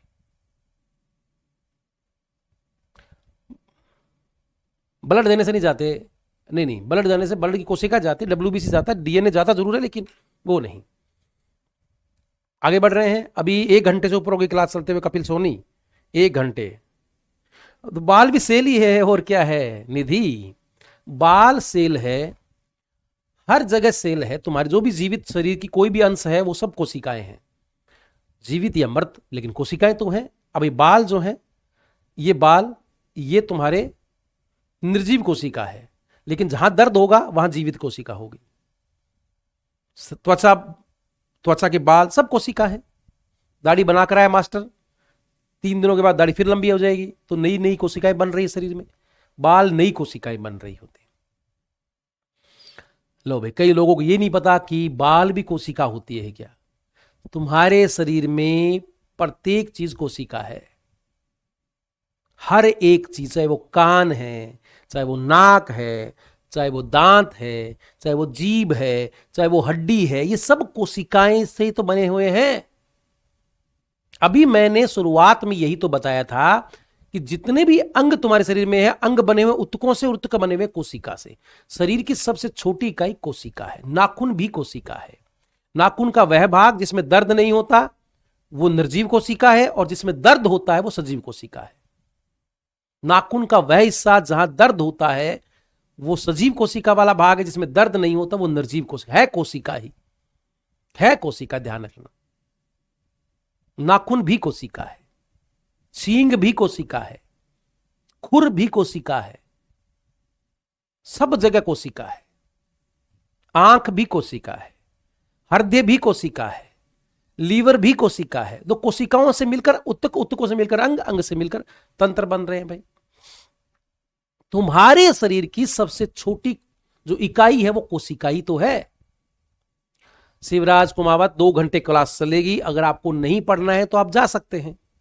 जिन लोगों को नहीं पढ़ना होता है वो जा सकते हैं, कोई बात नहीं, रिकॉर्डेड क्लास देख लेना, बाद में कोई दिक्कत नहीं है। क्लास 2 घंटे चलेंगी तभी जाकर सिलेबस पूरा हो पाएगा ना, जल्दी जल्दी सिलेबस करवा देंगे हम। जहां हमने 3 महीने बताए वहां पहले हो जाएगा 2-2 घंटे की क्लास में, तभी तो सिलेबस पूरा होगा। ऐसा सिलेबस पूरा थोड़ी हो जाता है। तो ये कहानी है, 2-2 घंटे क्लास चलेगी तभी जाकर सिलेबस पूरा हो पाएगा जल्दी ही। तो 45 दिनों में पूरा हो जाएगा। 90 घंटे की क्लास अगर हम बात करेंगे तो 45 दिन में पूरा हो जाएगा, 1.5 महीने में पूरा हो जाएगा सिलेबस। पकड़ो सिलेबस और जाओ पढ़ो, ये कहानी है। तो ये कोशिका सिद्धांत की कहानी थी। तो अगर आपसे पूछे कि कोशिका सिद्धांत किसने दिया, तो कोशिका सिद्धांत दिया था विर्चोव और नेगली ने, सॉरी स्लीडर और स्वान ने। अब मेरी बात ध्यान से सुनना, इसी सिद्धांत को नए रूप में प्रस्तुत किया था विर्चोव और नेगली ने। तो नोट लिख देता हूं, एक ध्यान रखना, कोशिका सिद्धांत को एक नोट लिख लेना भाई तुम लोग। कोशिका सिद्धांत को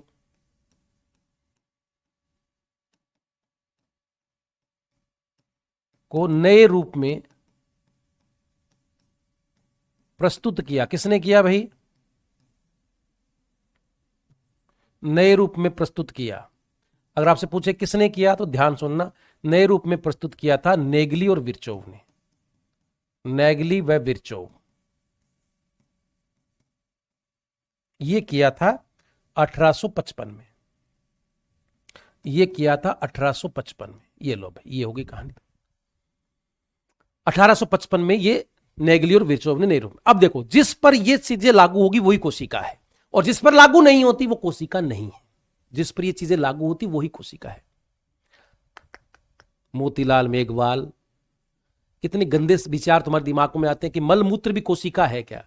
मल मूत्र जिनके द्वारा त्यागा जाता है वो कोशिका है। मल मूत्र तो वो चीज है तुम तो बाहर से खा रहे थे, उनके अपशिष्ट पदार्थ बने, उनको शरीर से बाहर त्याग दिया, तो तुमने बाहर से जो चीजें खाई वो कोशिका ही तो खाई थी। अब उस कोशिका के अंदर का जो अपशिष्ट भाग था वो सारा तुमने शरीर से बाहर त्याग दिया। तो मल मूत्र ही तो है। मल मूत्र कोई कोशिका थोड़ी है, वो तो शरीर के अपशिष्ट भाग है जो कोशिका से त्यागे जाते हैं। हद होगी तुम्हारी, मलमूत्र भी कोशिका है क्या? अब मेरी बात सुनो, मलमूत्र तो वो शरीर की वो अपशिष्ट पदार्थ हैं जिनको शरीर बनाकर शरीर से बाहर निकाल देता है। जो भी तुम बाहर से खा रहे हो उन चीजों में जो अच्छी चीजें है वो तो तुम्हारा शरीर रख लेता है, और जो बेकार चीजें होती है उनको शरीर से बाहर त्याग देता है। तो ये कहानी है। अब काम करने के लिए, देखो, इस कोशिका को काम करने के लिए ऊर्जा चाहिए दशरथ प्रजापत, और इसीलिए हमें भूख लगती है। भूख लगना एक प्रोसेस है जिसके द्वारा हम बाहर से भोजन करते हैं और उस भोजन से हम ग्लूकोज प्राप्त करते हैं और हमारे लिए शरीर के लिए ऊर्जा प्राप्त करते हैं। इसलिए हमें भूख लगती है। भूख लगने का मतलब है कि इस सजीव मशीन है, हम एक सजीव मशीन है, और इस सजीव मशीन को काम करने के लिए ऊर्जा चाहिए, और उस ऊर्जा के लिए हम बाहर से भोजन करते हैं और तभी हमारे शरीर में भूख लगती है। तो भूख एक प्रोसेस हो गई जिसके द्वारा हम बाहर से ईंधन वाली चीजें खाते हैं, हमारे शरीर में ईंधन लेकर आते हैं, और उस ईंधन को हमारी कोशिकाओं में जलाया जाएगा जिससे हमें ऊर्जा मिलेगी। ठीक है भाई। आदेश बिजारनिया, इससे तेज स्पीड मेरे पास नहीं है, रिकॉर्डेड क्लास देख लेना आप लोग। आदेश बिजारनिया, तेज स्पीड करनी है तो रिकॉर्डेड क्लास देख लेना, वहां पर फास्ट चला लेना, 2 गुना 3 गुना चला के देख लेना, अभी इतना ही चलेगा। ठीक है, आगे बढ़ रहे हैं। तो कोशिका सिद्धांत को नए रूप में प्रस्तुत किया नेगली और विर्चोव ने। अब देखो, कोशिका सिद्धांत का अपवाद, अगर आपसे पूछे कि कोशिका सिद्धांत का अपवाद कौन है, कोशिका सिद्धांत का अपवाद, अपवाद का मतलब एक ऐसा जीव जो कोशिका नहीं है, कोशिका सिद्धांत का अपवाद। तो ये एक्सेप्शन कौन हुआ भाई? कोशिका सिद्धांत का जो अपवाद होता है वो वायरस है, विषाणु है। विषाणु या वायरस, विषाणु या वायरस को हम कोशिका सिद्धांत का अपवाद कहते हैं। ये वो जीव है जो इसे कोशिका नहीं माना जाता। कौन से जीव पर कोशिका सिद्धांत लागू नहीं होता? तो कोशिका सिद्धांत का अपवाद कौन है? वायरस, क्योंकि यह कोई सजीव है ही नहीं, वास्तविकता में ये कोई कोशिका नहीं है, ये केवल प्रोटीन का बना एक भाग होता है, प्रोटीन की बनी एक संरचना होती है, प्रोटीन और न्यूक्लिक अम्ल की, कोई कोशिका नहीं है। तो अगर आपसे पूछे कि कोशिका सिद्धांत का अपवाद कौन है, विषाणु या वायरस, इस पर कोशिका सिद्धांत लागू नहीं होता है। ध्यान रख लीजिए, इस पर कोशिका सिद्धांत लागू नहीं होता है, कोशिका सिद्धांत लागू नहीं होता। कोशिका सिद्धांत केवल उस पर लागू होता है जो कोशिका है, जिसमें कोशिका झिल्ली है, जिसमें कोशिका भित्ति है, जिसमें कोशिका द्रव्य पाया जाता है। तो वायरस में इसी प्रकार की कोई संरचना नहीं पाई जाती। अगर आपसे पूछे कि कोशिका सिद्धांत का अपवाद कौन है, तो विषाणु है। विषाणु या वायरस, इस पर कोशिका सिद्धांत लागू नहीं होता है। कौन से जीव पर कोशिका सिद्धांत लागू नहीं होता? तो वायरस पर। इसे अकोशिकीय जीव कहते हैं, इसे अकोशिकीय जीव। अगर आपसे पूछे कि कौन से जीव को अकोशिकीय जीव कहा जाता है, अकोशिकीय जीव एक ऐसा जीव भी है जो कोशिका नहीं है, एक ऐसा जीव भी है जो कोशिका नहीं है, इसे अकोशिकीय जीव कहते हैं। कौन से जीव को अकोशिकीय जीव कहते हैं? तो तुम्हारे इसको मतलब होता है तुम्हारे वायरस को। और देखो तुम लोग और क्या करें बात भाई, ध्यान सुन लेना, इससे अकोशिकीय जीव कहते हैं। और इसके अलावा क्या याद रखना, इसे सजीव व निर्जीव के बीच की, इसे सजीव व निर्जीव के बीच की योजक कड़ी कहते हैं। निर्जीव के बीच की योजक कड़ी कहते हैं, बीच की योजक कड़ी कहते हैं। तो किसे कहते हैं भाई? सजीव और निर्जीव के बीच की योजक कड़ी किसे कहते हैं? तो उस वायरस को कहते हैं सजीव और निर्जीव के बीच की योजक कड़ी कहते हैं। तो वायरस के लिए याद रखना, कोशिका सिद्धांत का अपवाद कौन से जीव पर कोशिका सिद्धांत लागू नहीं होता? वायरस पर। कौन से जीव को अकोशिकीय जीव कहते हैं? वायरस को। किसे सजीव और निर्जीव के बीच की योजक कड़ी कहते हैं? वायरस को। मतलब वायरस निर्जीव भी है और वायरस सजीव भी है, तो सजीव और निर्जीव दोनों के लक्षण प्रकट करता है। इसलिए वायरस जो है, याद रखिएगा, जो वायरस होता है इसे कोशिका सिद्धांत का अपवाद, इसे अकोशिकीय जीव कहते हैं। और ये याद रखिएगा, इसे सजीव व निर्जीव के बीच की योजक कड़ी कहते हैं, लिंकेज कहते हैं, सजीव व निर्जीव के बीच की योजक कड़ी कहते हैं। तो ये कहानी होगी। जो बोल रहा हूं शिल्पा, साथ में वो लिख लिया करो। अगर यहां समझ में नहीं है एक आधा वर्ड, तो मैं जो बोल रहा हूं उसको देख के लिख लिया करो। ठीक है, आगे बढ़ रहे हैं। कुछ शब्द अगर आपको लिखने में समझ में नहीं आ रहे हैं तो आप मेरे बोले हुए शब्दों को लिख लिया करो। आगे बढ़ते हैं, इतनी बातें आपको याद हो गई होंगी उम्मीद करता हूं। तो रॉबर्ट हुक से हमने बात स्टार्ट की थी, रॉबर्ट हुक से हमने बातें स्टार्ट की थी और मैंने कहा था कि वो व्यक्ति था जिसने सबसे पहले कोशिका की खोज की। जो कोशिका खोजी थी वो पादप कोशिका थी, जो कोशिका खोजी थी वो निर्जीव या मृत कोशिका थी, क्योंकि छाल पौधे का निर्जीव भाग होता है।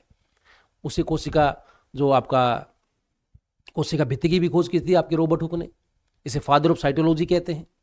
तो फिर विचोव ने इसके एंटोनी वॉन ल्यूवेनहॉक ने क्या किया, उसने जंतु कोशिका की खोज की, सजीव कोशिका की खोज की, शुक्राणु की खोज की, बैक्टीरिया की खोज की। किसने? एंटोनी वॉन ल्यूवेनहॉक ने। इसके बाद कोशिका सिद्धांत किसने दिया? स्नीडन और सवान ने। कोशिका सिद्धांत को नए रूप में किसने प्रस्तुत किया? विर्चोव और नेगली ने। कितनी बातें? 4 बातें। जिस पर लागू होगी उसे कोशिका माना जाता है, जिस पर लागू नहीं होगी उसे कोशिका नहीं मानते। कौन से जीव को कोशिका नहीं माना जाता है? तो वायरस को। किसे कोशिका सिद्धांत का अपवाद कहते हैं? तो वायरस को। कौन सा जीव है जो अकोशिकीय जीव है? वायरस। याद रखिएगा, सजीव और निर्जीव के बीच की योजक कड़ी है। यहां तक उम्मीद करता हूं कि आप लोगों को बातें समझ में आई होगी। आगे बढ़ रहे हैं भाई, यहां तक मुझे बताइएगा कोई संकट की अनुभूति यहां तक हो तो बताइए जल्दी से। जो भी लोग लाइव बैठे हुए हैं यहां तक किसी को कोई दुख की अनुभूति है तो बताइए। यहां तक जितने भी लोग बैठे हुए हैं और जिनको लग रहा है कि जीवन के दुख बढ़ रहे हैं तो बताओ भाई।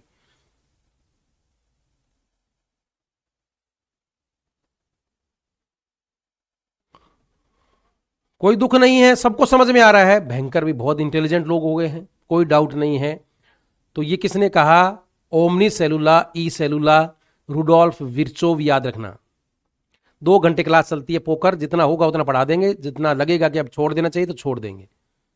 मुझे लगेगा कि अब छोड़ देना चाहिए क्योंकि मरा लिए हैं लोग, बहुत भयंकर बुरा हाल हो रहा है इनका, तो उसमें छोड़ देंगे, याद रखना। ठीक है भाई, क्लियर है? आगे बढ़े, समझ में आ गया है? आगे बढ़ते। देखो अब देखो, कुछ विशेष बातें लिखते हैं, कुछ नोट लिख लेते हैं, कुछ विशेष बातें। अब सुनते चलना आराम से, नोट में कुछ विशेष बातें लिख रहा हूं। देखो, सबसे लंबी कोशिका, सबसे लंबी कोशिका, तो सबसे लंबी कोशिका होती है रेमी पादप के तंतु। रेमी पादप के तंतु, ये सबसे लंबी कोशिका है। अगर आपसे पूछे सबसे बड़ी कोशिका, सबसे बड़ी कोशिका, सबसे बड़ी कोशिका अगर आपसे पूछे तो कौन होगी? आपसे पूछे सबसे बड़ी कोशिका, आपसे पूछे सबसे छोटी कोशिका, सबसे छोटी कोशिका, ये 3 बातें अगर आपसे पूछे तो बताइएगा भी। सबसे लंबी कोशिका रेमी पादप के तंतु हो गए। जिस प्रकार तुम्हारे कपास के तंतु होते हैं ना, उसी प्रकार रेमी पादप के तंतु भी होते हैं। रेमी पादप के तंतु होते हैं, याद रखना। सबसे बड़ी कोशिका अगर आपसे पूछे तो शुतुरमुर्ग का अंडा होगा। शुतुरमुर्ग का अंडा, शुतुरमुर्ग का अंडा सबसे बड़ी कोशिका है। और आपसे पूछे सबसे छोटी कोशिका तो माइकोप्लाज्मा है। माइकोप्लाज्मा, माइकोप्लाज्मा सबसे छोटी कोशिका होता है। माइकोप्लाज्मा जिसे पीपीएलओ कहते हैं, पीपीएलओ, प्लूरोनिमोनिया लाइक ऑर्गेनिज्म कहते हैं, याद रखना। प्लूरोनिमोनिया, प्लूरोनिमोनिया, ध्यान रखना। प्लूरोनिमोनिया लाइक ऑर्गेनिज्म, पीपीएलओ, सबसे छोटी कोशिका होती है प्लूरोनिमोनिया लाइक ऑर्गेनिज्म, ये सबसे छोटी कोशिका है। ठीक है भाई, तो सबसे लंबी कोशिका रेमी पादप के तंतु हो गए, सबसे बड़ी कोशिका शुतुरमुर्ग का अंडा हो गया, सबसे छोटी कोशिका माइकोप्लाज्मा हो गई। तो सबसे छोटी कोशिका कौन सी होगी? तुम्हारी माइकोप्लाज्मा सबसे छोटी कोशिका होती है, जिसको पीपीएलओ भी कहा जाता है, प्लूरोनिमोनिया लाइक ऑर्गेनिज्म। तो सबसे लंबी कोशिका रेमी पादप के तंतु होते हैं। रेमी पादप के तंतु सबसे बड़ी लंबी कोशिका, लंबी का मतलब लंबाई में, और बड़ी का मतलब होता है लंबाई और चौड़ाई दोनों, मतलब क्षेत्रफल के आधार पर। तो लंबी का मतलब तो केवल लंबाई के आधार पर होगी, लंबी के मतलब केवल लंबाई के आधार पर होगी, याद रखिएगा। और बड़ी का मतलब है लंबाई और चौड़ाई दोनों, मतलब क्षेत्रफल के आधार पर। सबसे छोटी का मतलब छोटी ही होता है, लंबाई के बेस पर कर लो या क्षेत्रफल के आधार पर कर लो, सबसे छोटी कोशिका माइकोप्लाज्मा ही होती है। तो सबसे लंबी कोशिका रेमी पादप के तंतु। अगर मैं मानव में बात करूं, अगर मैं मानव में बात करूं तो ध्यान रखना, मानव में अगर हम बात करते हैं तो मानव में सबसे लंबी कोशिका क्या है? मानव में सबसे लंबी कोशिका, ध्यान सुनना, सबसे लंबी कोशिका अगर आपसे पूछे, सबसे लंबी कोशिका अगर आपसे पूछे तो बताना कौन सी होगी। मानव में सबसे छोटी कोशिका अगर आपसे पूछे, सबसे बड़ी कोशिका, तो सबसे बड़ी कोशिका बताइएगा, और सबसे छोटी कोशिका मानव में कौन सी होती है। तो जल्दी से कमेंट करके मुझे बताइएगा, मानव में सबसे लंबी कोशिका कौन सी है, मानव में सबसे लंबी कोशिका कौन सी है, सबसे बड़ी कोशिका कौन सी है, और सबसे छोटी कोशिका कौन सी है। जल्दी से कमेंट करके मुझे बताइए, जो लोग लाइव बैठे हुए हैं भाई, जो भी लोग लाइव बैठे हुए मुझे कमेंट करके बताइएगा।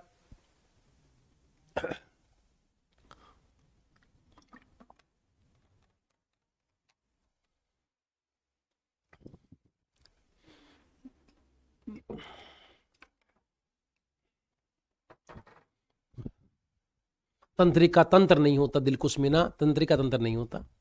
तंत्रिका तंत्र में पूरा नर्वस सिस्टम आ गया। तंत्रिका कोशिका बोलेंगे उसे, तंत्रिका कोशिका, न्यूरॉन जिसको बोलते हैं हम, तंत्रिका कोशिका या जिसको न्यूरॉन बोलते हैं, वो सबसे लंबी कोशिका मानव में। सबसे बड़ी कोशिका अंडाणु होता है। हमारा जो अंडाणु होता है, ओव्यूम जो होता है, वो सबसे बड़ी कोशिका है। सबसे छोटी कोशिका शुक्राणु होता है, स्पर्म, शुक्राणु या स्पर्म, ये सबसे छोटी कोशिका हमारे शरीर की है। हमारे शरीर की सबसे छोटी कोशिका स्पर्म होती है। ठीक है भाई, तो ये हमारे शरीर की कहानी हो गई। तो हमारे शरीर में सबसे लंबी कोशिका पूछे तो तंत्रिका कोशिका होती है, सबसे बड़ी कोशिका पूछे शुतुरमुर्ग का अंडा होता है, सबसे छोटी कोशिका माइकोप्लाज्मा प्लूरोनिमोनिया लाइक ऑर्गेनिज्म होता है। मानव में सबसे लंबी कोशिका तंत्रिका कोशिका, सबसे बड़ी कोशिका अंडाणु, सबसे छोटी कोशिका शुक्राणु होता है। याद रखिएगा भाई, ठीक है। इतनी बातें अब आपको याद होनी चाहिए, इतनी बातें अब आपको याद होनी चाहिए। उम्मीद करूंगा कि यहां तक अब आप लोगों को चीजें समझ में आई होंगी। ये बिल्कुल बेसिक सी बातें थी, जिनको समझने की कोई आवश्यकता नहीं, ये तो केवल फैक्ट है, आपको याद करने हैं। तो ये हो गई मानव शरीर के अंदर सबसे बड़ी कोशिका, सबसे छोटी कोशिका, और ओवरऑल पूछे तो सबसे लंबी कोशिका कौन सी, सबसे बड़ी कोशिका कौन सी, और सबसे छोटी कोशिका कौन सी। तो शुतुरमुर्ग का अंडा सबसे बड़ी कोशिका है। सबसे लंबी कोशिका रेमी के तंतु होते हैं। जिस प्रकार कपास के तंतु होते हैं, उसी प्रकार रेमी एक पादप होते हैं जिसके तंतु होते हैं, फाइबर होते हैं, वो सबसे बड़ी कोशिका है। तो आगे बढ़ रहे हैं और अब हम बात करते हैं कोशिका के प्रकार की। तो यहां तक आप लोगों को चीजें समझ में आई होगी। अब आगे बढ़ रहे हैं और बात स्टार्ट करते हैं तुम्हारे कोशिका के प्रकार। कोशिका के प्रकार ध्यान सुन लीजिएगा, कोशिका के प्रकार अब आगे बढ़ रहे हैं। तो कोशिका के प्रकार, कोशिका के प्रकार, और ध्यान से सुनना भाई, कोशिका के जब हम प्रकार की बात करते हैं तो कोशिका केंद्रक के आधार पर, ध्यान रखना, केंद्रक के आधार पर कोशिका दो प्रकार की होती है। केंद्रक क्या होता है? कोशिका में पाया जाने वाला जो कोशिका होती है, उस कोशिका के बिल्कुल मध्य में एक संरचना बैठी होती है जिसमें गुणसूत्र होते हैं, जिसमें डीएनए आरएनए होते हैं। वो जो केंद्रक होता है, इस केंद्रक के आधार पर कोशिका दो प्रकार की। तो केंद्रक के आधार पर, केंद्रक के आधार पर कोशिका दो प्रकार की होती है। कितने प्रकार की भाई? तो कोशिका दो प्रकार की होती है। केंद्रक के आधार पर कोशिका कितने प्रकार की? तो केंद्रक के आधार पर कोशिका दो प्रकार की होती है। भाई दो प्रकार कौन कौन से, इसमें याद रखें। आगे बढ़ रहे हैं और याद रखना, केंद्रक के आधार पर कोशिका दो प्रकार की होती है। वो कौन कौन से? सबसे पहले कोशिका दो प्रकार की है, दो प्रकार की है। सबसे पहले प्रोकैरियोटिक, असीम केंद्र की कोशिका, असीम केंद्र की, असीम केंद्र की कोशिका, असीम केंद्र की कोशिका, और दूसरी होती है तुम्हारी ससीम केंद्र की।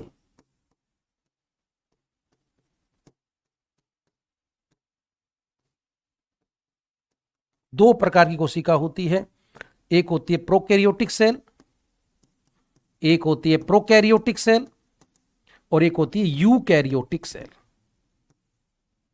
दो प्रकार की सेल होती है, प्रोकैरियोटिक और यूकैरियोटिक। ये दो प्रकार की कोशिकाएं होती। किसके आधार पर? केंद्रक के आधार पर। अब बात को समझना, अब समझने वाली बात स्टार्ट होती है यहां पर। देखो भाई, कभी जीवन में अगर आप लोगों ने केंद्रक देखा, देखो कोशिका होती है, एक कोशिका है भाई, उस कोशिका में केंद्रक होता है और उस केंद्रक में धागे पाए जाते हैं। जब मैं इस केंद्रक को बाहर निकालता हूं तो ये केंद्रक इस प्रकार से दिखता है, ये केंद्रक इस प्रकार से दिखता है।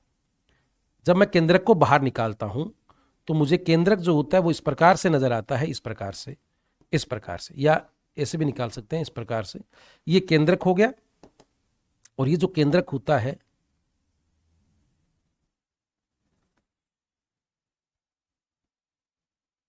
इस प्रकार से। अब इस केंद्रक में क्या होता है, देखो ये केंद्रक की झिल्ली होती है, लिखना मत एक बार, केंद्रक झिल्ली, ये केंद्रक झिल्ली है। इस केंद्रक में ऐसे करके धागे मिलते हैं, ऐसे करके तरल पदार्थ भरा होता है, और यहां पर एक गोलाकार संरचना मिलती है, इस प्रकार से गोलाकार संरचना मिलती है। तो ये जो होता है केंद्रक झिल्ली, ये होता है केंद्रक द्रव्य, जो बिल्कुल तरल पदार्थ होता है वो केंद्रक द्रव्य होता है। इसके अंदर एक गोलाकार संरचना होती है जिसे केंद्रिका कहते हैं, और ये धागे होते हैं गुणसूत्र। धागे क्या होते हैं भाई, गुणसूत्र होते हैं, क्रोमोसोम्स। ये गुणसूत्र बने होते हैं हिस्टोन प्रोटीन व डीएनए के, हिस्टोन प्रोटीन प्लस डीएनए। तो आपकी केंद्रक में 4 संरचनाएं मिलती हैं, केंद्रक झिल्ली, केंद्रक द्रव्य, केंद्रिका और गुणसूत्र। गुणसूत्र बने होते हैं हिस्टोन प्रोटीन और डीएनए के। ये एक केंद्रक की संरचना है।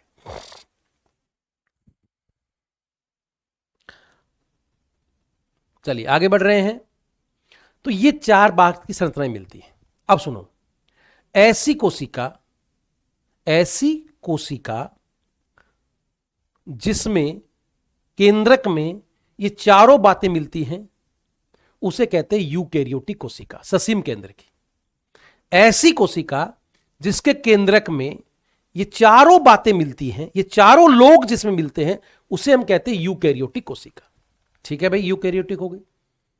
और ऐसी कोशिका जिसके केंद्रक में या ऐसी कोशिका जिसमें केंद्रक में केंद्रक झिल्ली नहीं होती, ये नहीं होती, केंद्रक द्रव्य नहीं होता, केंद्रिका नहीं होती, केंद्रक झिल्ली नहीं है, केंद्रिका नहीं है, केंद्रक द्रव्य नहीं है, और केंद्रिका भी नहीं है, केंद्रक झिल्ली, केंद्रक द्रव्य कुछ भी नहीं है, और यहां से हिस्टोन प्रोटीन भी नहीं है। केवल और केवल क्या मिलते हैं, केवल और केवल ये गुणसूत्र मिलते हैं। तो हम कह देंगे कि वो कोशिका असीम केंद्र की है। ऐसी कोशिका जिसमें विकसित प्रकार का केंद्रक मिलता है, जिसमें विकसित प्रकार का केंद्रक मतलब जिसमें केंद्रक झिल्ली हो, केंद्रक द्रव्य हो, केंद्रिका हो, गुणसूत्र में हिस्टोन प्रोटीन भी हो, तो वो तुम्हारी विकसित केंद्रक वाली कोशिका को हम कहते हैं यूकैरियोटिक सेल। और जिनमें ये चीजें नहीं होती उनको हम बोलते हैं प्रोकैरियोटिक सेल। तब उम्मीद करता हूं कि आपको प्रोकैरियोटिक और यूकैरियोटिक की बात समझ में आई होगी। प्रोकैरियोटिक का मतलब ऐसी कोशिका है जिसमें केंद्रक में केंद्रक झिल्ली, केंद्रक द्रव्य, केंद्रिका ये कुछ भी ना मिले, केवल और केवल गुणसूत्रों के रूप में डीएनए हो, तो हम कहते हैं वो असीम केंद्र की या प्रोकैरियोटिक सेल है। और ऐसी कोशिका जिसमें सब कुछ मिलता हो, वो तुम्हारी यूकैरियोटिक सेल होगी। तो प्रोकैरियोटिक और यूकैरियोटिक समझ में आया होगा उम्मीद करूंगा। अब देखो मैं लिख देता हूं इसको। तो सबसे पहले हम स्टार्ट करते हैं तुम्हारी प्रोकैरियोटिक सेल, प्रो और कैरियोटिक। अब देखो भी, प्रो का मतलब होता है पुराना, प्रो का मतलब होता है पुराना, प्रो प्लस कैरियोट, ये 2 शब्दों से मिलकर बना है। प्रो का मतलब होता है पुराना, पुराना या आदिम प्रकार का, आदिम प्रकार का, पुराना या आदिम प्रकार का। कैरियोट जो बना है कैरियोन, ये कैरियोटिक, प्रोकैरियोटिक, प्रोकैरियोटिक। ये जो कैरियोटिक शब्द है ये बना कैरियोन से, और कैरियोन का मतलब होता है केंद्रक। ऐसी कोशिका है जिसमें पुराना आदिम प्रकार का केंद्रक, पुराना आदिम प्रकार का मतलब क्या, जिसमें केंद्रक झिल्ली नहीं, जिसमें केंद्रक द्रव्य नहीं, जिसमें केंद्रिका नहीं, ये कुछ भी ना पाया जाए, तो हम कहते हैं कि वो तुम्हारी कोशिका प्रोकैरियोटिक है। पुराना आदिम प्रकार का, प्रिमिटिव प्रकार का केंद्रक मिलता हो, तो ऐसी कोशिका जिसमें पुराना या आदिम प्रकार का केंद्रक मिलता हो। तो ये देखो 2 शब्दों से मिलकर बना प्रोकैरियोटिक, प्रो और प्लस कैरियोटिक। प्रो का मतलब होता है इंसिपिएंट, और इसका मतलब होता है पुराना, पुराना या आदिम प्रकार का। पुराना हम कहते हैं आदम के जमाना, बहुत पुराना, आदिम प्रकार का, आदिम प्रकार का। और कैरियोटिक जो शब्द है ये बना है कैरियोन से, कैरियोन, और कैरियोन का मतलब होता है न्यूक्लियस यानी केंद्रक, न्यूक्लियस यानी केंद्रक, न्यूक्लियस यानी केंद्रक। अर्थात ऐसी कोशिका अर्थात अगले पेज पे चलते हैं भाई। अर्थात ऐसी कोशिका जिसमें पुराना या आदिम प्रकार का केंद्रक पाया जाता है, पुराना या आदिम प्रकार का केंद्रक पाया जाता है, उसे प्रोकैरियोटिक कोशिका कहते हैं। उसे प्रोकैरियोटिक कोशिका कहते हैं। उसे प्रोकैरियोटिक कोशिका कहते हैं। जैसे जीवाणु, तो अगर आपसे पूछे जीवाणु कैसी कोशिका, बैक्टीरिया कैसी कोशिका, प्रोकैरियोट। जीवाणु, माइकोप्लाज्मा, नीले हरे शैवाल। और नीले हरे शैवाल क्या होते हैं? साइनोबैक्टीरिया। ये भी बैक्टीरिया ही है, लेकिन इन बैक्टीरिया में प्रकाश संश्लेषण होता है। ये वो 3 जीव ऐसे हैं जिनकी कोशिकाएं प्रोकैरियोटिक है, मतलब इनके अंदर विकसित प्रकार का केंद्रक नहीं पाया जाता। मतलब इनके अंदर पुराना केंद्रक, ऐसा केंद्रक जिसमें केंद्रक झिल्ली नहीं है, जिनमें केंद्रक झिल्ली नहीं है, जिसमें केंद्रिका नहीं है, जिसमें केंद्रक द्रव्य नहीं है, जिसमें केंद्रक जो तुम्हारा हिस्टोन प्रोटीन नहीं होती, तो ऐसी कोशिका को हम कहते हैं कि ये प्रोकैरियोटिक कोशिका है। कौन कौन सी कोशिका प्रोकैरियोटिक है? जीवाणु, माइकोप्लाज्मा, नीले हरे शैवाल। इनके अलावा सभी जो जीव होते हैं, इनके अलावा सभी जीवों के अंदर याद कर लीजिएगा विकसित प्रकार का केंद्रक पाया जाता है। तो ये 3 जीव हो गए, 3 जीवों के अंदर प्रोकैरियोटिक है, बाकी सभी में यूकैरियोटिक। तो देखो दूसरी कोशिका कौन सी है तुम्हारी? यूकैरियोटिक कोशिका, यूकैरियोटिक सेल, यूकैरियोटिक कोशिका। अब देखो यूकैरियोटिक सेल। अब देखो ये भी 2 शब्दों से मिलकर बना है भाई, यू और प्लस होता है कैरियोटिक। यू का मतलब होता है डेवलप्ड या डेवलप, और डेवलप का मतलब होता है विकसित प्रकार का, विकसित या नया। कैरियोटिक शब्द बना है कैरियोन से, और कैरियोन का मतलब होता है केंद्रक। ऐसी कोशिकाएं जिसमें विकसित प्रकार का केंद्रक पाया जाता है, अर्थात ऐसी कोशिकाएं, ध्यान सुनिएगा, अर्थात ऐसी कोशिकाएं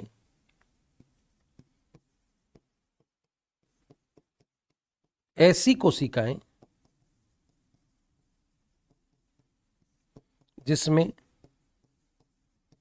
नया या विकसित प्रकार का केंद्रक पाया जाता है,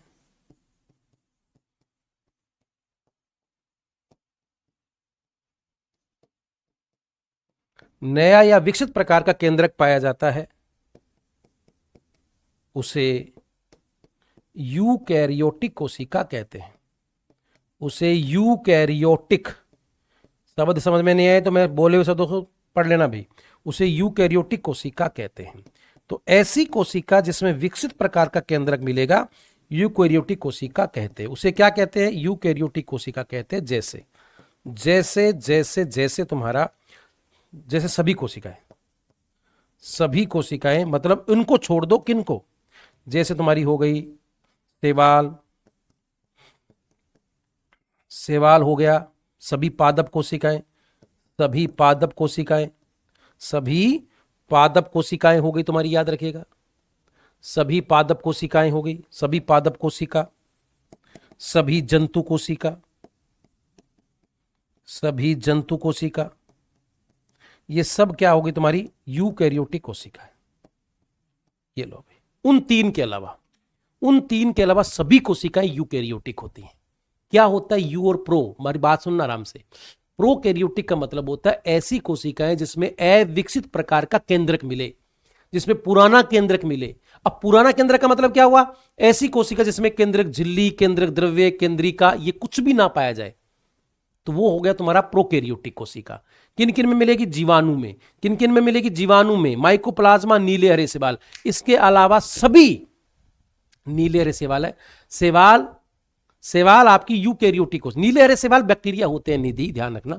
शैवाल वास्तविकता में पादप होते हैं। शैवाल वास्तविकता में, निधि, ध्यान सुनना, जो शैवाल होते हैं वो तो पादप होते हैं, समुद्री पौधे होते हैं। नीले हरे शैवाल बैक्टीरिया होते हैं, उनको नाम दे दिया गया नीले हरे शैवाल। वास्तविकता में वो साइनो जीवाणु है, वो साइनो जीवाणु है, शैवाल नहीं है, वो आपके बैक्टीरिया है। ऐसे बैक्टीरिया जिसमें प्रकाश संश्लेषण करना आता है, वो तुम्हारे नीले हरे शैवाल शैवाल नहीं है, वो साइनो बैक्टीरिया है।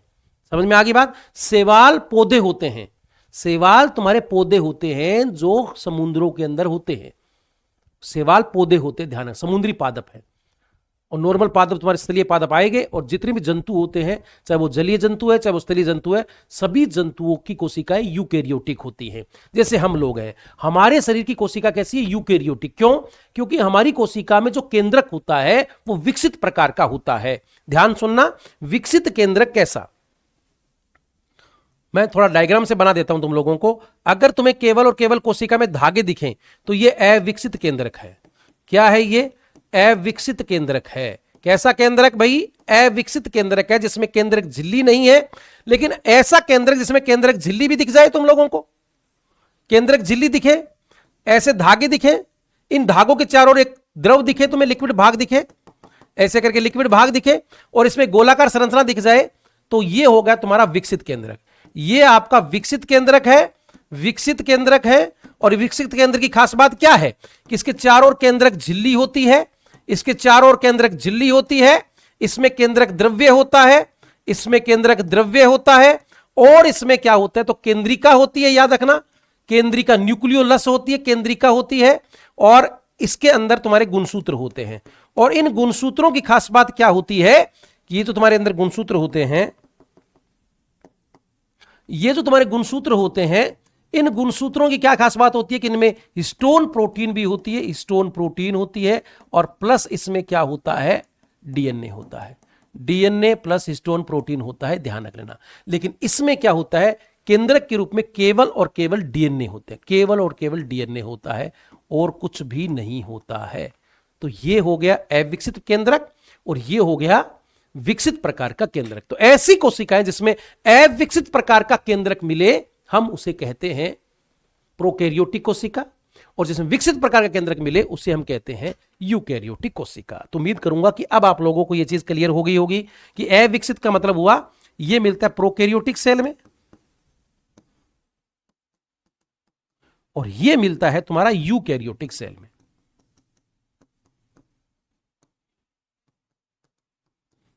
तो इनमें ये कुछ भी नहीं मिलता, ये चीजें नहीं मिलती, इसके अंदर केवल और केवल डीएनए होता है, और कुछ भी नहीं होता है।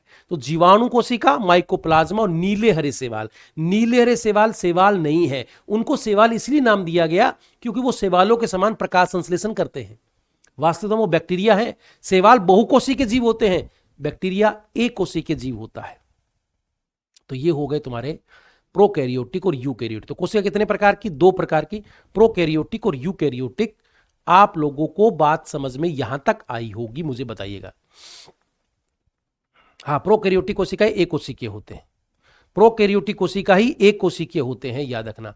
मोस्टली जो यूकैरियोटिक कोशिकाएं होती है वो बहुकोशिकीय, लेकिन कुछ यूकैरियोटिक कोशिकाएं जो होती हैं वो एक कोशिकीय भी होती है। मैं इसमें आगे बताऊंगा तुम लोगों को अभी। तो यहां तक मुझे बताइएगा कि क्या यहां तक चीजें समझ में आ गई हैं? कोशिका की खोज किस प्रकार हुई, रॉबर्ट हुक की बातें, एंटोनी वॉन ल्यूवेनहॉक की बातें, इसके बाद कोशिका सिद्धांत स्लीडन और स्वान की बातें, फिर किसने कहा ओमनी सेलुला ई सेलुला वाली रुडोल्फ विर्चोव की बातें, कोशिका सिद्धांत का अपवाद कौन है, कोशिका कितने प्रकार की होती है। तो क्या यहां तक आप लोगों को चीजें समझ में आ गई है? मुझे बताइएगा यहां तक क्या बातें समझ में आई। बाकी बातें करेंगे कल, आज के लिए इतना ही रहेगा। बाकी मुझे बताइएगा आप लोग कि यहां तक आप लोगों को समझ में आया क्या?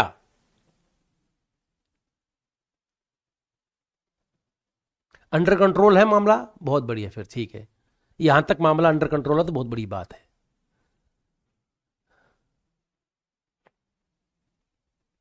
यहां तक किसी को कुछ पूछना हो तो पूछ लो भाई, यहां तक किसी को कुछ पूछना हो तो पूछ लो।